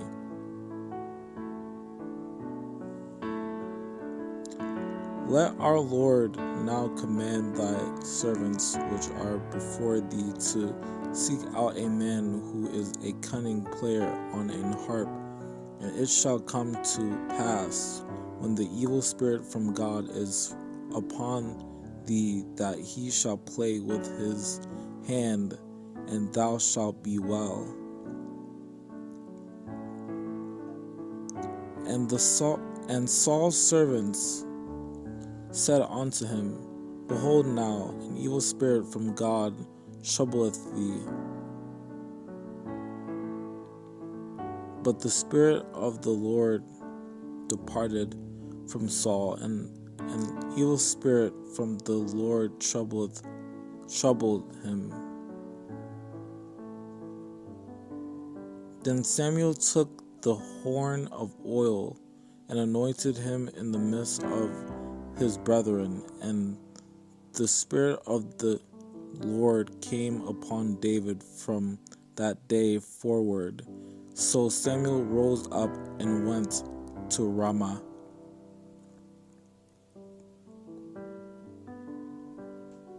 And he sent and brought him in. Now he was ruddy, and withal of a beautiful countenance, and goodly to look to. And the Lord said, Arise, anoint him, for this is he.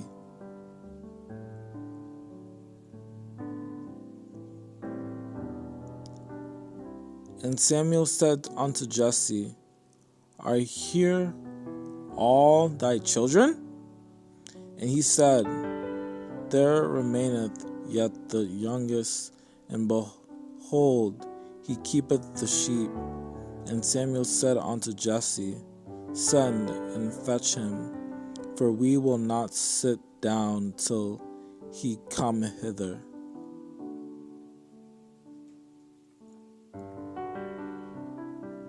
Again, Jesse made 7 of his sons to pass before Samuel. And Samuel said unto Jesse, The Lord hath not chosen these. Then Jesse made Shammah to pass by, and he said, Neither hath the Lord chosen this. Then Jesse called Abinadab, and made him pass before Samuel, and he said, Neither hath the Lord chosen this. But the Lord said unto Samuel, Look not on his countenance, or on the height of his stature, because I have refused him. For the Lord seeth not as man seeth, for man looketh on the outward appearance, but the Lord looketh on the heart. And it came to pass, when they were come, that he looked on Eliab, and said, Surely the Lord's anointed is before him. And he said, Peaceably, I am come to sacrifice unto the Lord. Sanctify yourselves, and come with me to sacrifice. And he sanctified Jesse and his sons, and called them to the sacrifice. And Samuel did that which the Lord spake, and came to Bethlehem. And the elders of the town trembled at his coming, and said, Comest thou peaceably?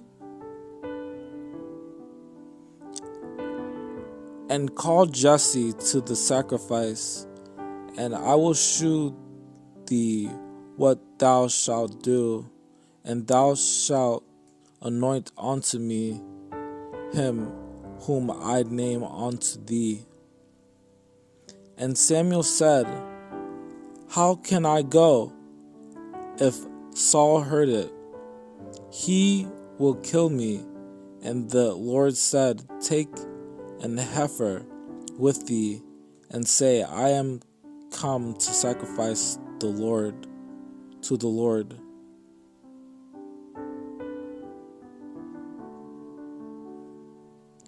And the Lord said unto Samuel, How long wilt thou mourn for Saul, seeing I have rejected him from reigning over Israel?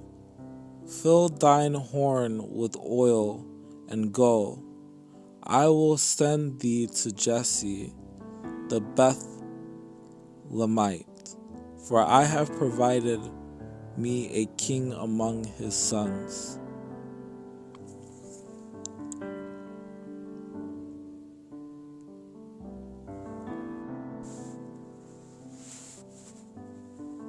And Samuel came no more to see Saul until the day of his death. Nevertheless, Samuel mourned for Saul, and the Lord repented that he had made Saul king over Israel. Then Samuel went to Ramah, and Saul went up to his house to Gibeah of Saul. And Samuel said, As thy sword hath made woman childless, so shall thy mother be childless among women. And Samuel hewed Agag in pieces before the Lord of Gilgal. Then said Samuel, Bring ye hither to me Agag, the king of the Amalekites. And Agag came unto him delicately.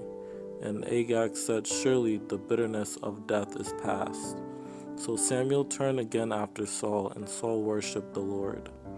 Then he said, I have sinned, yet honor me now, I pray thee, before the elders of my people, and before Israel, and turn again with me, that I may worship the Lord thy God. And also the strength of Israel will not lie nor repent, for he is not a man that he should repent. And Samuel said unto him, The Lord hath rent the kingdom of Israel from thee this day, and hath given it to a neighbor of thine, that is better than thou. And as Samuel turned about to go away, he laid hold upon the skirt of his mantle, and it rent. And Samuel said unto Saul, I will not return with thee, for thou hast rejected the word of the Lord, and the Lord hath rejected thee from being king over Israel. Now, therefore, I pray thee, pardon my sin, and turn again with me, that I may worship the Lord. And Saul said unto Samuel, I have sinned, for I have transgressed the commandment of the Lord, and thy words, because I feared the people, and obeyed their voice. For rebellion is as the sin of witchcraft, and stubbornness is as iniquity and adultery. Because thou hast rejected the word of the Lord, he hath also rejected thee from being king. And Samuel said, Hath the Lord as great delight in burnt offerings and sacrifices as in obeying the voice of the Lord? Behold, to obey is better than sacrifice, and to hearken than the fat of rams. But the people took of the spoil sheep and oxen, the chief of the things which should have been utterly destroyed, to sacrifice unto the Lord thy God in Gilgal. And Saul said unto Samuel, Yea, I have obeyed the voice of the Lord, and have gone the way which the Lord sent me, and have brought Agag the king of Amalek, and have utterly destroyed the Amalekites. Wherefore then didst thou not obey the voice of the Lord, but didst fly upon the spoil, and didst evil in the sight of the Lord? And the Lord sent thee on a journey, and said, Go and utterly destroy the sinners, the Amalekites, and fight against them until they be consumed. And Samuel said, When thou wast little in thine own sight, wast thou not made the head of the tribes of Israel, and the Lord anointed thee king over Israel? Then Samuel said unto Saul, Stay, and I will tell thee what the Lord hath said to me this night. And he said unto him, Say on. And Saul said, They have brought them from the Amalekites, for the people spared the best of the sheep and of the oxen to sacrifice unto the Lord thy God, and the rest we have utterly destroyed. And Samuel said, What meaneth then this bleating of the sheep in mine ears, and the lowing of the oxen which I hear? And Samuel came to Saul, and Saul said unto him, Blessed be thou of the Lord, I have performed the commandment of the Lord.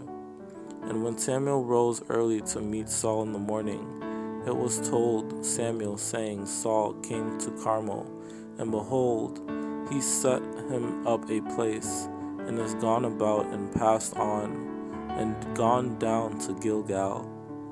It repenteth me that I have set up Saul to be king, for he is turned back from following me, and hath not performed my commandments.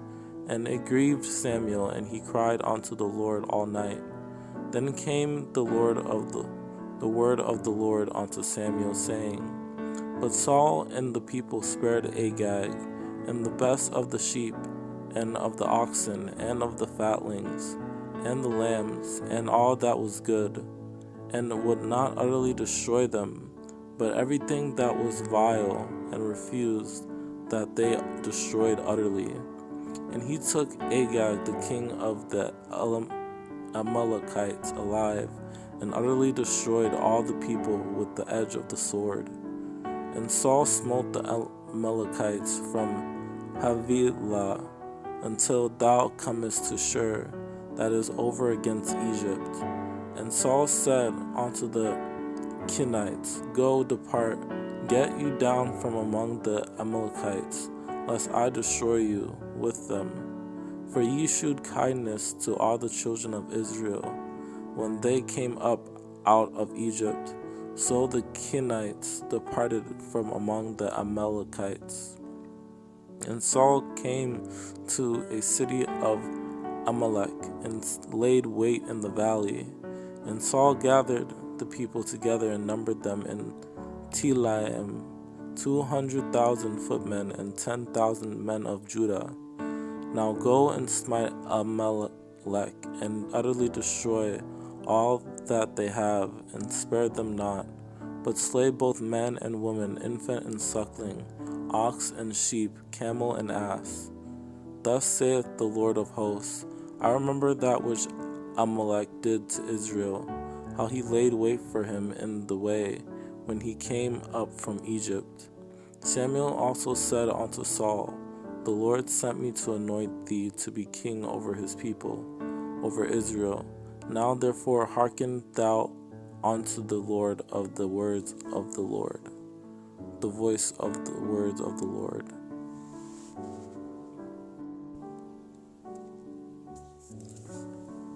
And there was sore war against the Philistines all the days of Saul.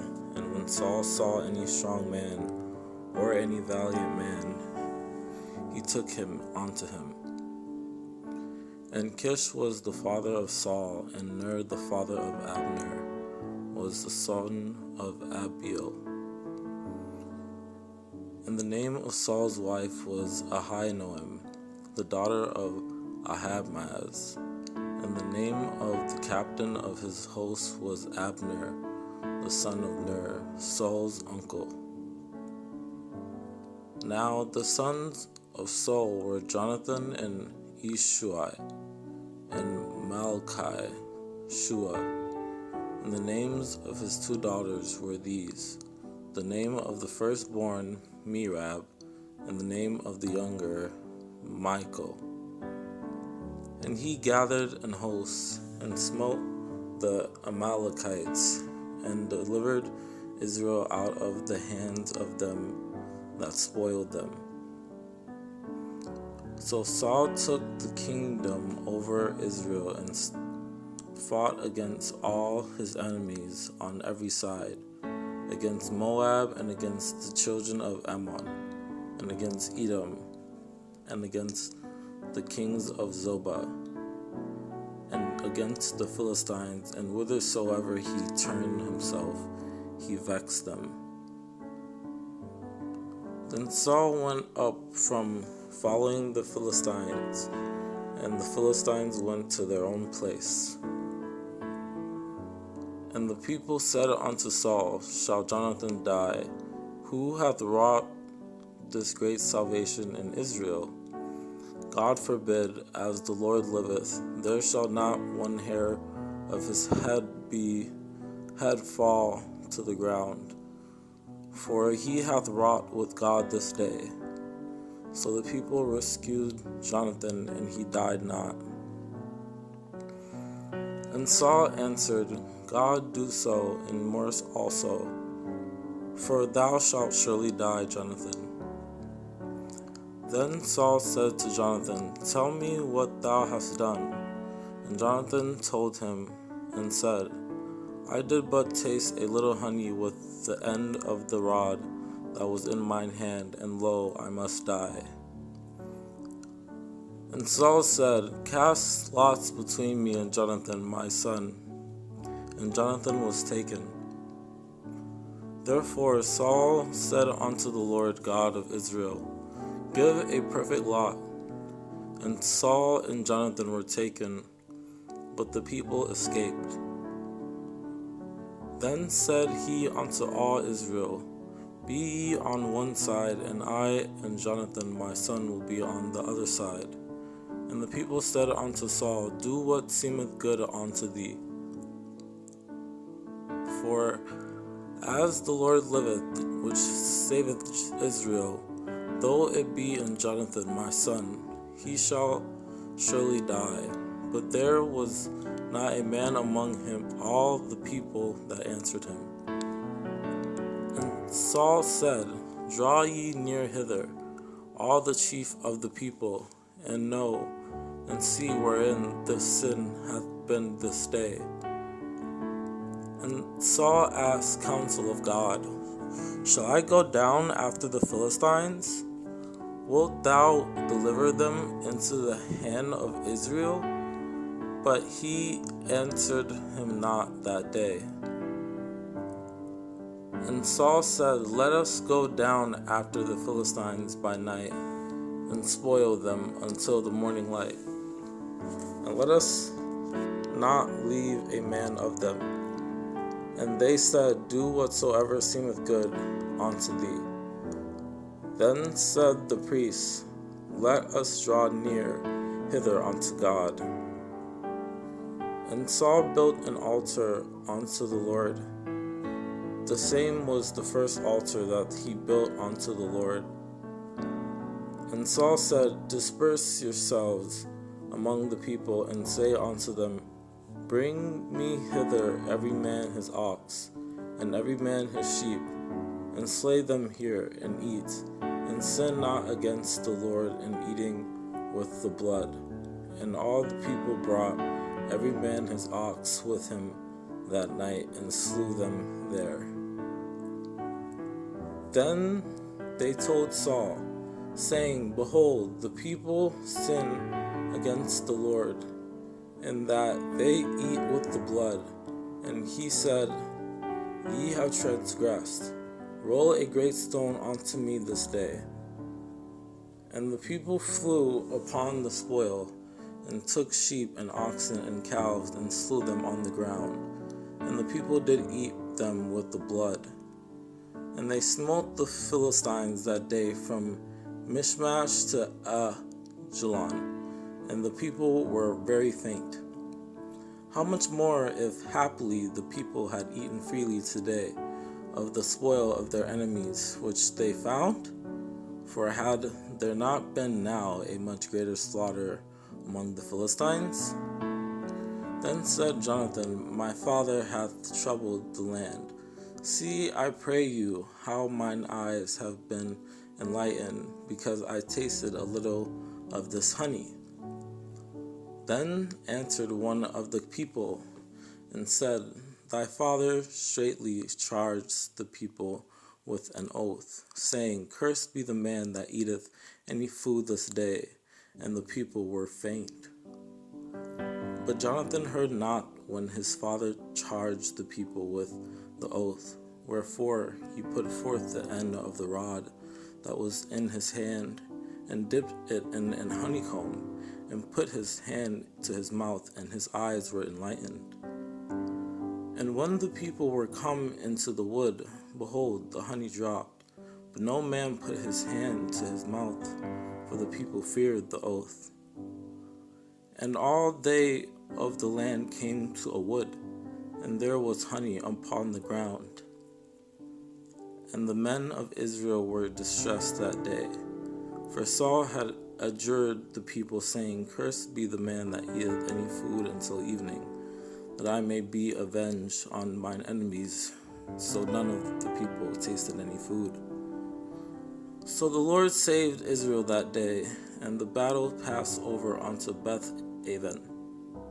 Likewise all the men of Israel which had hid themselves in Mount Ephraim, when they heard that the Philistines fled, even they also followed hard after them in the battle.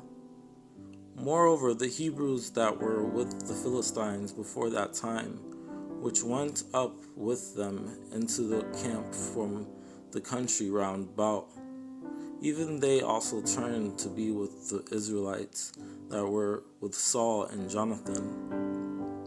And Saul and all the people that were with him assembled themselves, and they came to the battle, and behold, every man's sword was against his fellow, and there was a very great discomfiture.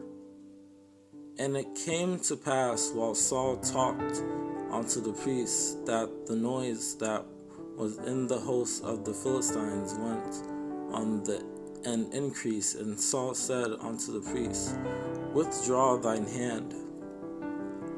And Saul said unto Ahiah, Bring hither the ark of God, for the ark of God was at that time with the children of Israel. Then said Saul unto the people that were with him, Number now, and see who is gone from us. And when they had numbered, behold, Jonathan and his armor-bearer were not there. And the watchmen of Saul and Gibeah of Benjamin looked, and behold, the multitude melted away, and they went on beating down one another. And there was trembling in the host in the field, and among all the people, the garrison and the spoilers, they also trembled, and the earth quaked, so it was a very great trembling. And that first slaughter which Jonathan and his armor-bearer made was about 20 men, within as it were an half acre of land, which a yoke of oxen might plow. And Jonathan climbed up upon his hands and upon his feet, and his armor-bearer after him. And they fell before Jonathan, and his armor-bearers slew after him. And the men of the garrison answered Jonathan and his armor-bearer and said, Come up to us, and we will shew you a thing. And Jonathan said unto his armor-bearer, Come up after me, for the Lord hath delivered them into the hand of Israel. And both of them discovered themselves unto the garrison of the Philistines. And the Philistines said, Behold, the Hebrews come forth out of the holes where they had hid themselves. But if they say thus, Come up unto us, then we will go up, for the Lord hath delivered them into our hand, and this shall be a sign unto us.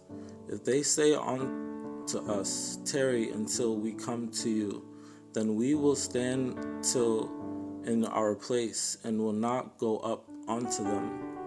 Then said Jonathan, Behold, we will pass over unto these men, and we will discover ourselves unto them. And his armor-bearer said unto him, Do all that is in thine heart. Turn thee, behold, I am with thee, according to thy heart. And Jonathan said to the young man that bare his armor, Come and let us go over unto the garrison of these uncircumcised. It may be that the Lord will work for us, for there is no restraint to the Lord to save by many or by few. The forefront of the one was sit to it northward, over against Michmash, and the other southward over against Gibeah. And behold, the passages by which Jonathan sought to go over unto the Philistines' garrison, there was a sharp rock on the one side, and a sharp rock on the other side, and the name of the one was Bozez, and the name of the other Sini. And Ahiah, the son of Ahitub, Ichabod's brother, the son of Phinehas, the son of Eli, the Lord's priest of Shiloh, wearing an ephod, and the people knew not that Jonathan was gone. And Saul tarried in the uttermost part of Gibeah under a pomegranate tree, which is in Migron, and the people that were with him were about 600 men. Now it came to pass upon a day that Jonathan the son of Saul said unto the young man that bare his armor, Come and let us go over to the Philistines' garrison that is on the other side. But he told not his father. And the garrison of the Philistines went out to the passage of Michmash. So it came to pass in the day of battle that there was neither sword nor spear found in the hand of any of the people that were with Saul and Jonathan, but with Saul and with Jonathan his son was there found. And they had a file for the mattocks, and for the coulters, and for the forks, and for the axes, and to sharpen the goads. But all the Israelites went down to the Philistines to sharpen every man his share, and his coulter, and his axe, and his mattock. Now there was no smith found throughout all the land of Israel, for the Philistines said, Lest the Hebrews make them swords or spears. And another company turned the way to Beth-horon, and another company turned to the way of the border that looketh to the valley of Zeboim, toward the wilderness. And the spoilers came out of the camp of the Philistines in 3 companies. One company turned onto the way that leadeth to Ophrah, unto the land of Shual. And Saul and Jonathan his son, and the people that were present with them abode in Gibeah of Benjamin. But the Philistines encamped in Michmash. And Samuel arose and got him up from Gilgal unto Gibeah of Benjamin. And Saul numbered the people that were present with him about 600 men. But now thy kingdom shall not continue. The Lord hath sought him a man after his own heart, and the Lord hath commanded him to be captain over his people, because thou hast not kept that which the Lord commanded thee. And Samuel said to Saul, Thou hast done foolishly. Thou hast not kept the commandment of the Lord thy God, which he commanded thee.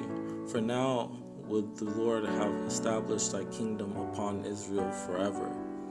Therefore said I, the Philistines will come down now upon me to Gilgal, and I have not made supplication unto the Lord. I forced myself therefore and offered a burnt offering. And Samuel said, What hast thou done? And Saul said, Because I saw that the people were scattered from me, and that thou camest not within the days appointed, and that the Philistines gathered themselves together at Michmash. And it came to pass that as soon as he had made an end of offering the burnt offering, behold, Samuel came, and Saul went out to meet him, that he might salute him.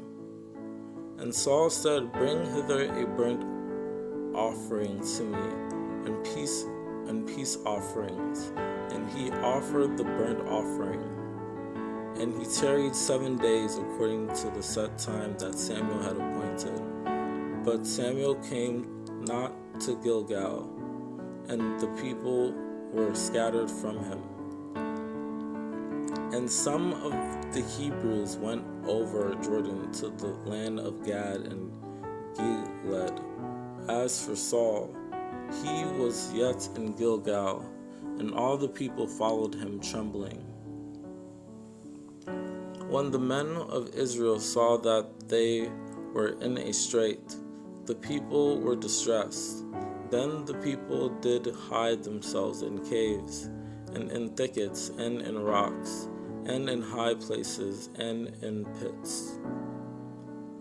And the Philistines gathered themselves together to fight with Israel, 30,000 chariots and 6,000 horsemen, and people as the sand which is on the seashore in multitude. And they came up and pitched in Michmash eastward from Beth-aven. And all Israel heard say that Saul had smitten a garrison of the Philistines, and that Israel also had an abomination with the Philistines. And the people were called together after Saul to Gilgal. And Jonathan smote the garrison of Philistines that was in Geba, and the Philistines heard of it. And Saul blew the trumpet throughout all the land, saying, Let the Hebrews hear. Saul chose him 3,000 men of Israel, whereof 2,000 were with Saul in Michmash and in Mount Bethel, and 1,000 were with Jonathan to Gibeah of Benjamin. And the rest of the people he sent every man to his tent. Saul reigned 1 year, and when he had reigned 2 years over Israel.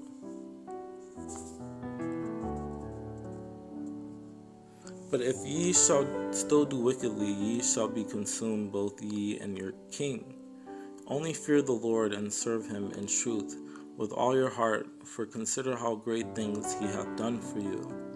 Moreover, as for me, God forbid that I should sin against the Lord in ceasing to pray for you, but I will teach you the good and the right way. For the Lord will not forsake his people for his great name's sake, because it hath pleased the Lord to make you his people. And turn ye not aside, for then should ye go after vain things, which cannot profit nor deliver, for they are vain.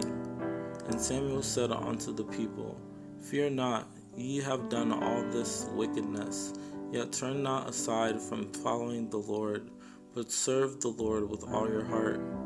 And all the people said unto Samuel, Pray for thy servants unto the Lord thy God, that we die not, For we have added unto all our sins this evil, to ask us a king. So Samuel called unto the Lord, and the Lord sent thunder and rain that day, and all the people greatly feared the Lord and Samuel. Is it not wheat harvest today?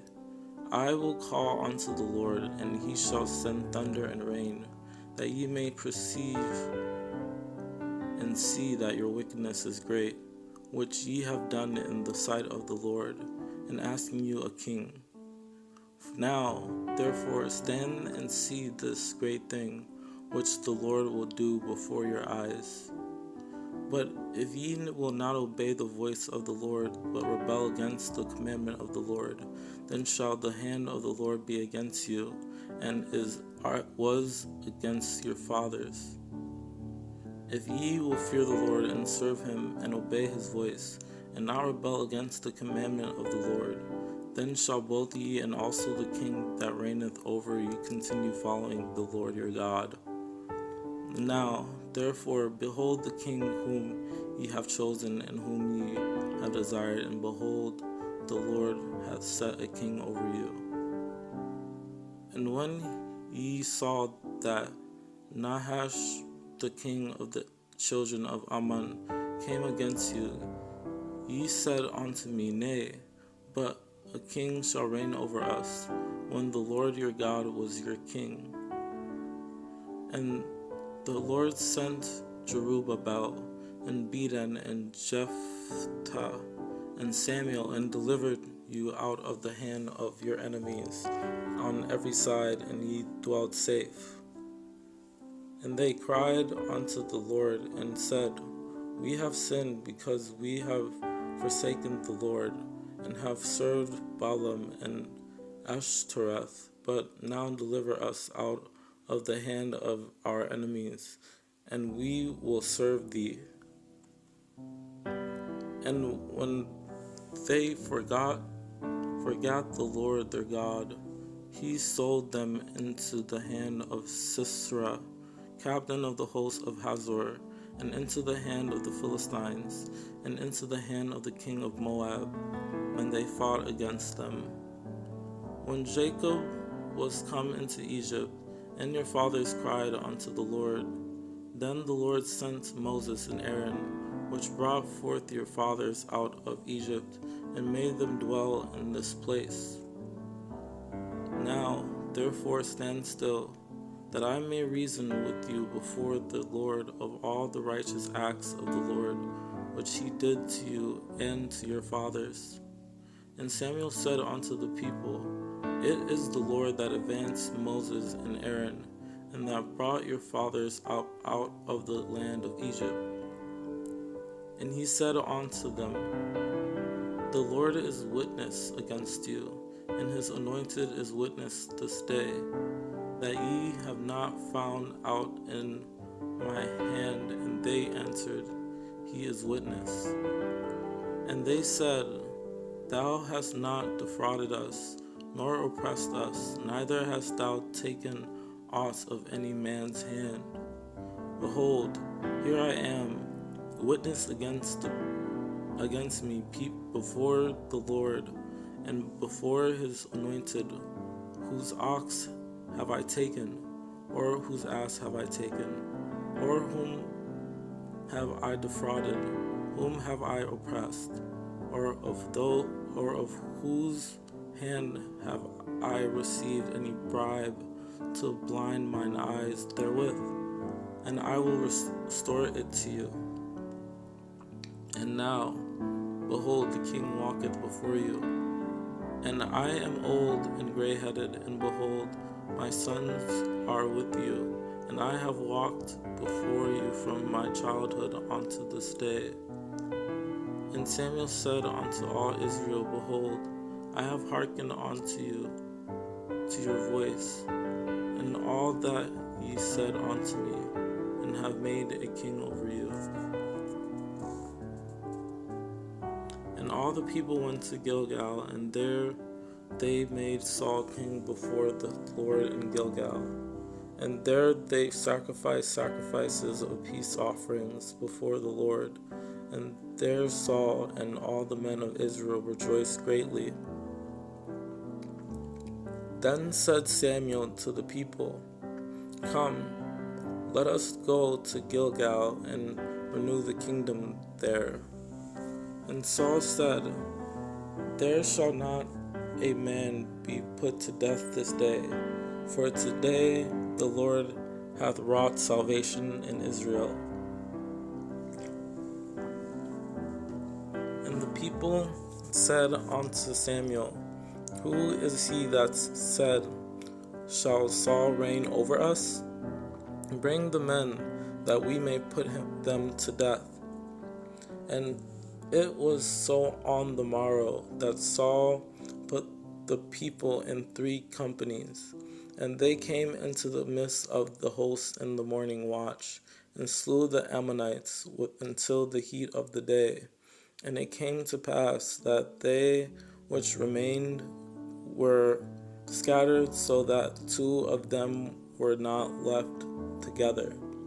Therefore the men of Jabesh said, "Tomorrow we will come out unto you, and ye shall do with us all that seemeth good unto you." And they said unto the messengers that came, "Thus shall ye say unto the men of Jabesh Gilead, Tomorrow by that time the sun be hot, ye shall have help." And the messengers came and shewed it to the men of Jabesh, and they were glad. And when he numbered them in Bezek, the children of Israel were 300,000, and the men of Judah 30,000. And he took a yoke of oxen and hewed them in pieces, and sent them throughout all the coast of Israel by the hands of messengers, saying, "Whosoever cometh not forth after Saul and after Samuel, so shall it be done unto his oxen." And the fear of the Lord fell on the people, and they came out with one consent. And the Spirit of God came upon Saul when he heard those tidings, and his anger was kindled greatly. And behold, Saul came after the herd out of the field, and Saul said, "What aileth the people that they weep?" And they told him the tidings of the men of Jabesh. Then came the messengers to Gibeah of Saul, and told the tidings in the ears of the people, and all the people lifted up their voices and wept. And the elders of Jabesh said unto him, "Give us 7 days this respite, that we may send messengers unto all the coasts of Israel, and then if there be no man to save us, we will come out to thee." And Nahash the Ammonite answered them on this condition, "Will I make a covenant with you, that I may thrust out all your right eyes, and lay it for a reproach upon all Israel? Then Nahash the Ammonite came up and encamped against Jabesh Gilead, and all the men of Jabesh said unto Nahash, "Make a covenant with us, and we will serve thee."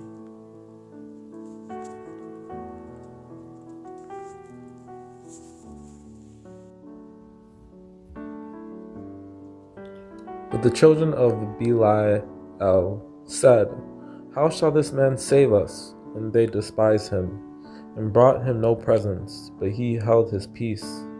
And Saul also went home to Gibeah, and there went with him a band of men, whose hearts God had touched.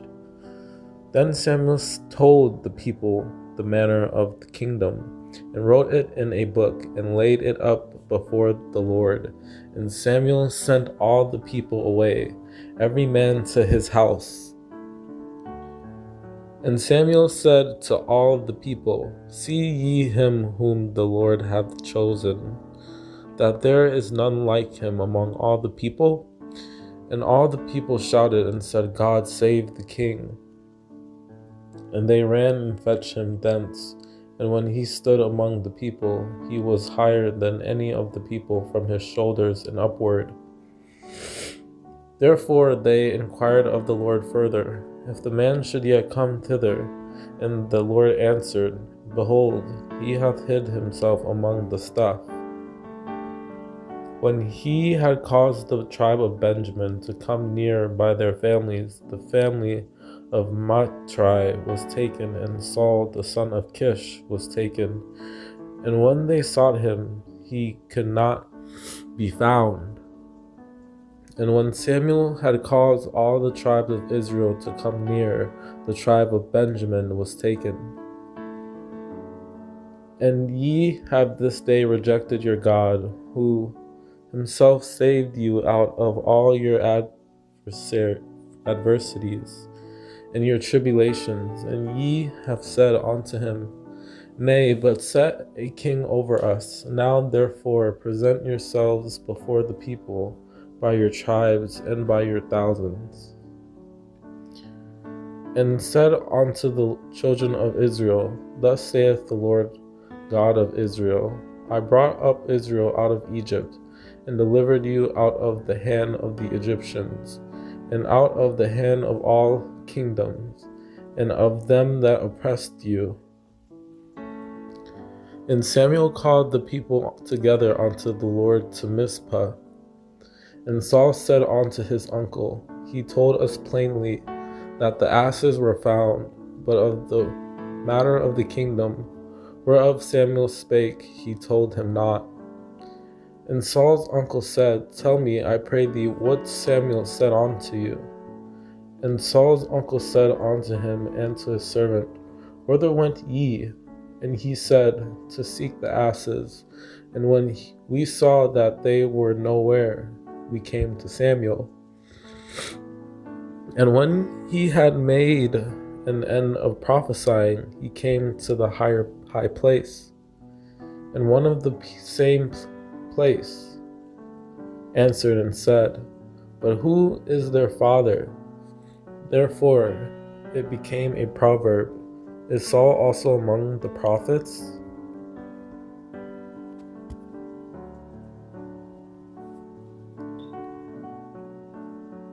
And it came to pass,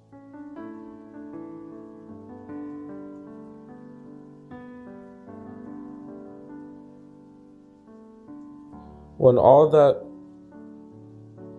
knew him before time saw that, behold, he prophesied among the prophets. Then the people said one to another, What is this that is come unto the son of Kish? Is Saul also among the prophets?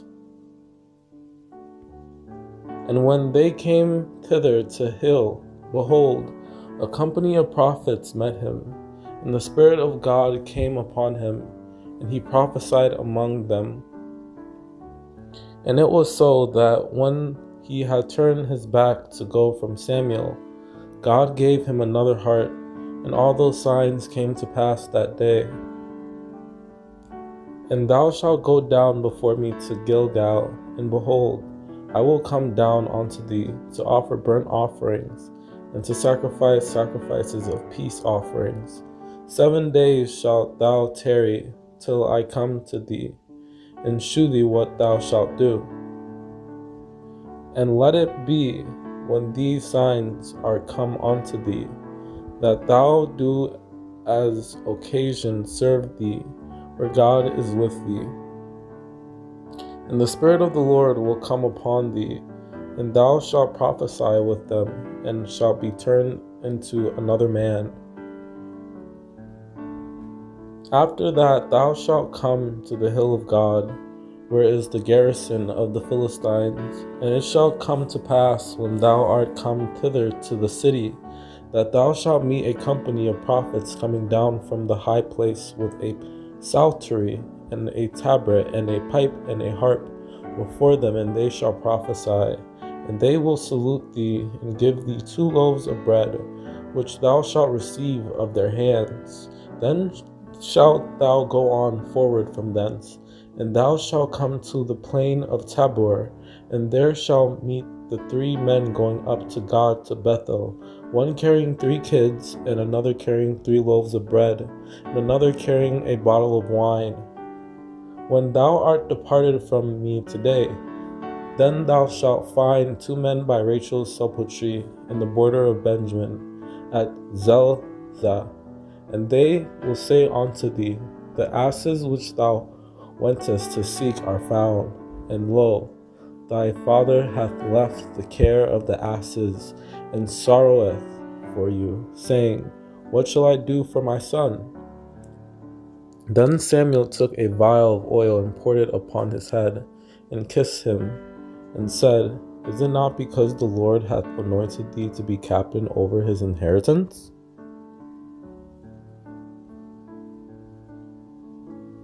And as they were going down to the end of the city, Samuel said to Saul, Bid the servant pass on before us. And he passed on. But stand thou still a while, that I may shew thee the word of God. And they arose early, and it came to pass about the spring of the day, that Samuel called Saul to the top of the house, saying, Up, that I may send thee away. And Saul arose, and they went out both of them, he and Samuel abroad. And when they were come down from the high place into the city, Samuel communed with Saul upon the top of the house. And the cook took up the shoulder, that which was upon it, and set it before Saul. And Samuel said, Behold, that which is left, set it before thee, and eat. For unto this time hath it been kept for thee, since I said, I have invited the people. So Saul did eat with Samuel that day. And Samuel said unto the cook, Bring the portion which I gave thee, of which I said unto thee, set it by thee. And Samuel took Saul and his servant, and brought them into a parlor, and made them sit in the chiefest place among them that were bidden, which were about 30 persons. And Saul answered and said, Am not I a Benjamite, of the smallest of the tribe of Israel? And my family the least of all the families of the tribe of Benjamin? Wherefore then speakest thou so to me? And as for thine asses that were lost 3 days ago, set not thy mind on them, for they are found. And on whom is all the desire of Israel? Is it not on thee and on all thy father's house? And Samuel answered Saul and said, I am the seer. Go up before me unto the high place, for ye shall eat with me today, and tomorrow I will let thee go, and will tell thee all that is in thine heart. Then Saul drew near to Samuel in the gate, and said, Tell me, I pray thee, where the seer's house is.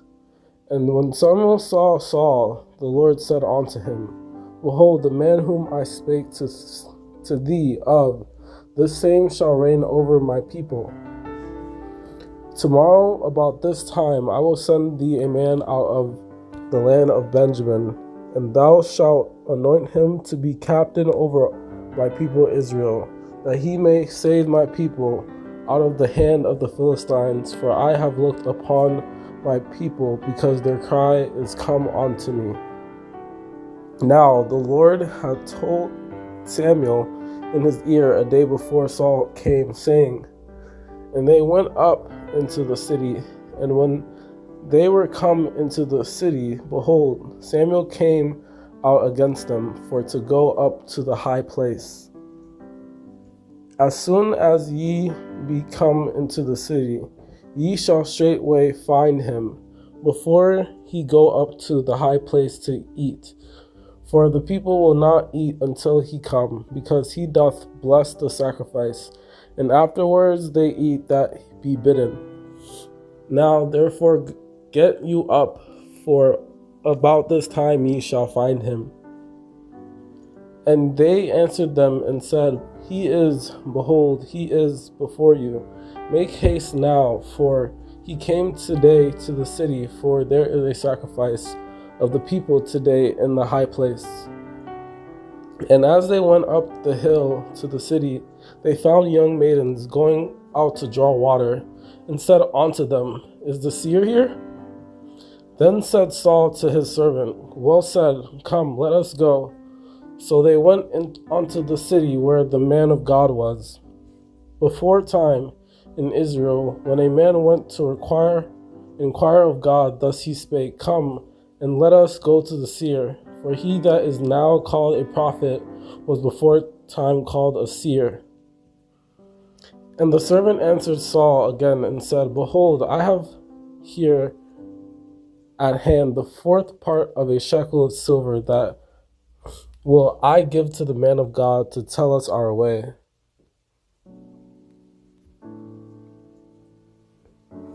Then said Saul to his servant, But behold, if we go, what shall we bring the man? For the bread is spent in our vessels, and there is not a present to bring to the man of God. What have we? And he said unto him, Behold now, there is in this city a man of God, and he is an honorable man. All that he saith cometh surely to pass. Now let us go thither. Peradventure he can shew us our way that we should go. And then they were come to the land of Suph. Saul said to his servant that was with him, Come, and let us return, lest my father leave caring for the asses, and take thought for us. And he passed through Mount Ephraim, and passed through the land of Shalisha, but they found them not. Then they passed through the land of Shalim, and there they were not. And he passed through the land of the Benjamites, but they found them not. And the asses of Kish Saul's father were lost. And Kish said to Saul his son, Take now one of the servants with thee, and arise, go seek the asses. And he had a son whose name was Saul, a choice young man, and a goodly. And there was not among the children of Israel a goodlier person than he. From his shoulders and upward he was higher than any of the people. Now there was a man of Benjamin, whose name was Kish, the son of Abiel, the son of Zeror, the son of Bechorath, the son of Aphiah, a Benjamite, a mighty man of power. And the Lord said to Samuel, Hearken unto their voice, and make them a king. And Samuel said unto the men of Israel, Go ye every man unto his city.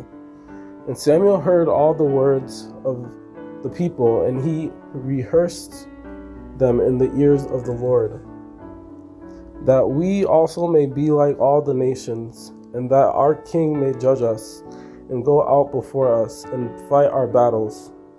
Nevertheless, the people refused to obey the voice of Samuel, and they said, Nay, but we will have a king over us.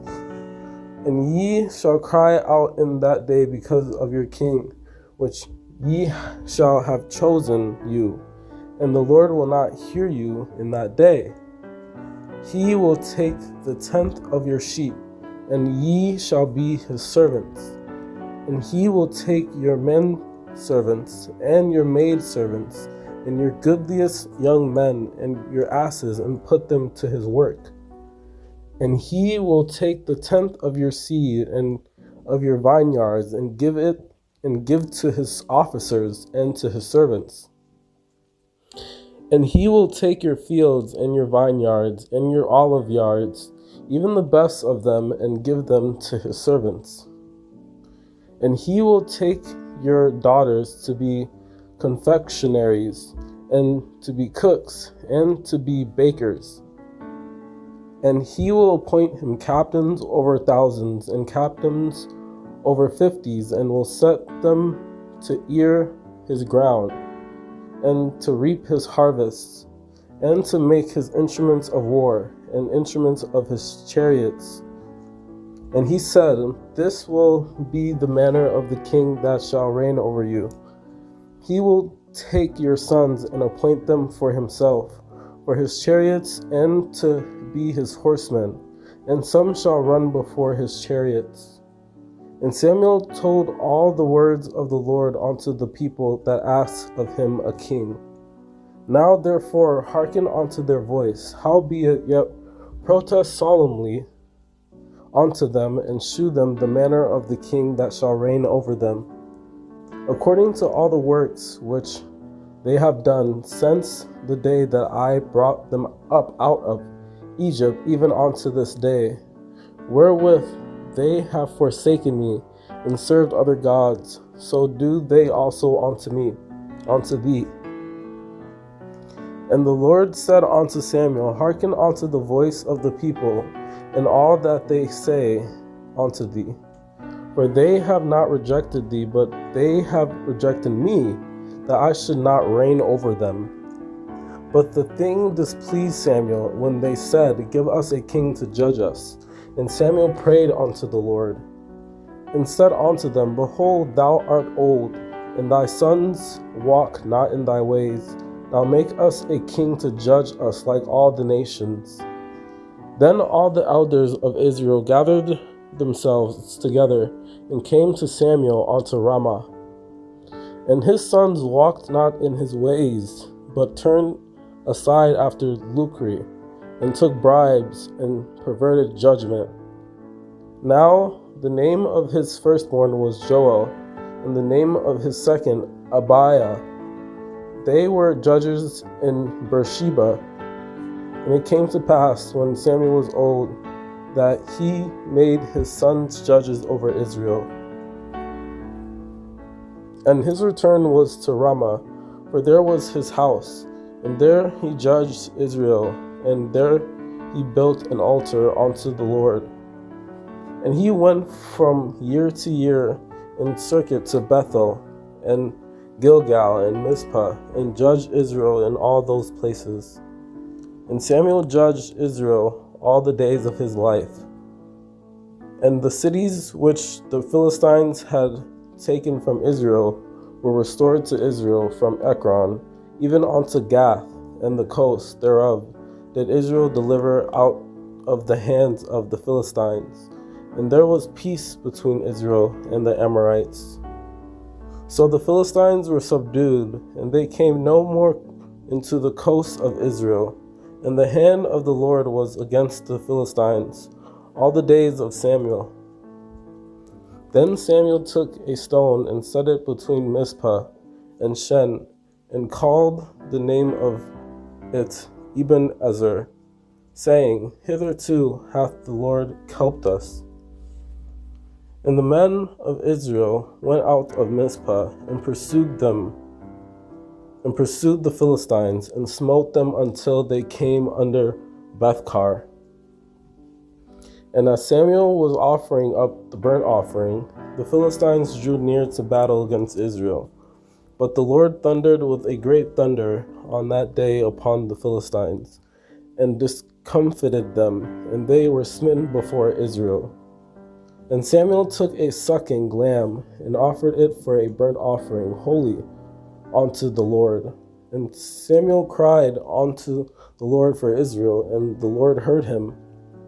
And the children of Israel said to Samuel, Cease not to cry unto the Lord our God for us, that he will save us out of the hand of the Philistines.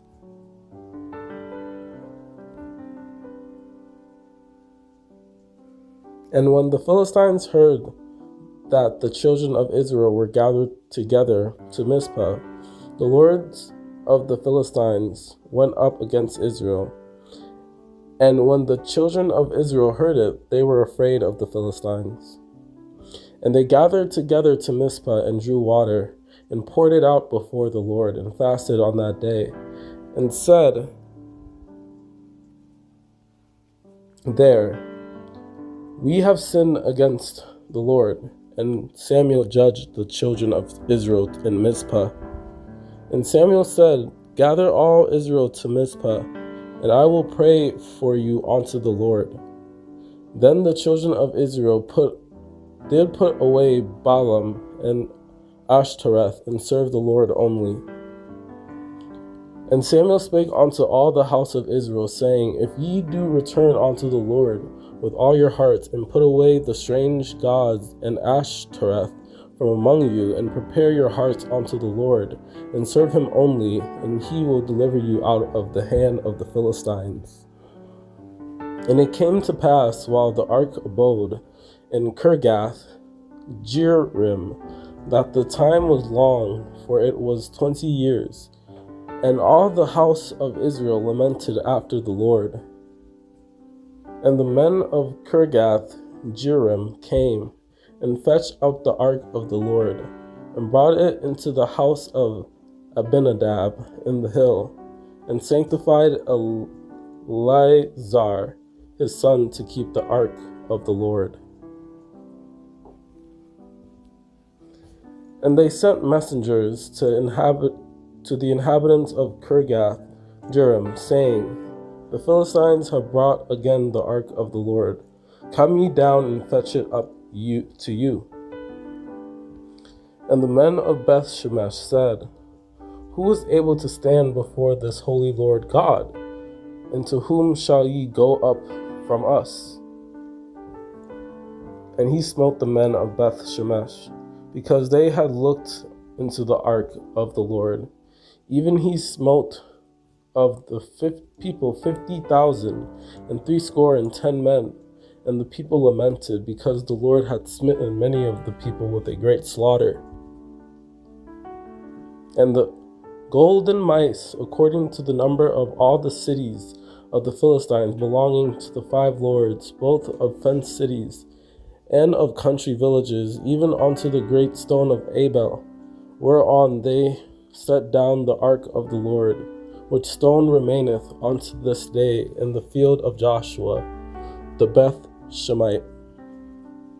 And these are the golden emerods, which the Philistines returned for a trespass offering unto the Lord, for Ashdod 1, for Gaza 1, for Ashkelon 1, for Gath 1, for Ekron 1. And when the 5 lords of the Philistines had seen it, they returned to Ekron the same day. And the Levites took down the ark of the Lord, and the coffer that was with it, wherein the jewels of gold were, and put them on the great stone. And the men of Beth Shemesh offered burnt offerings and sacrifices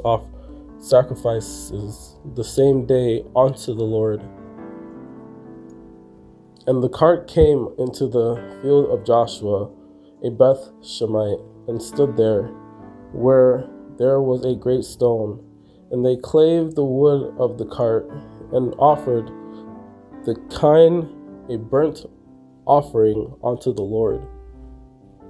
And they of Beth Shemesh were reaping their wheat harvest in the valley. And they lifted up their eyes and saw the ark, and rejoiced to see it.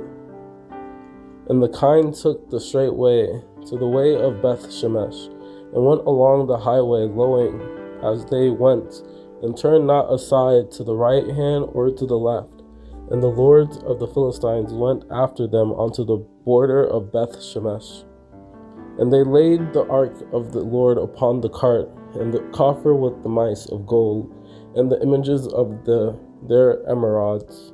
And the men did so, and took 2 milk kine, and tied them to the cart, and shut up their calves at home. And see, if it goeth up by the way of his own coast to Beth Shemesh, then he hath done us this great evil. But if not, then we shall know that it is not his hand that smote us. It was a chance that happened to us. And take the ark of the Lord, and lay it upon the cart, and put the jewels of gold which ye returned him for a trespass offering in a coffer by the side.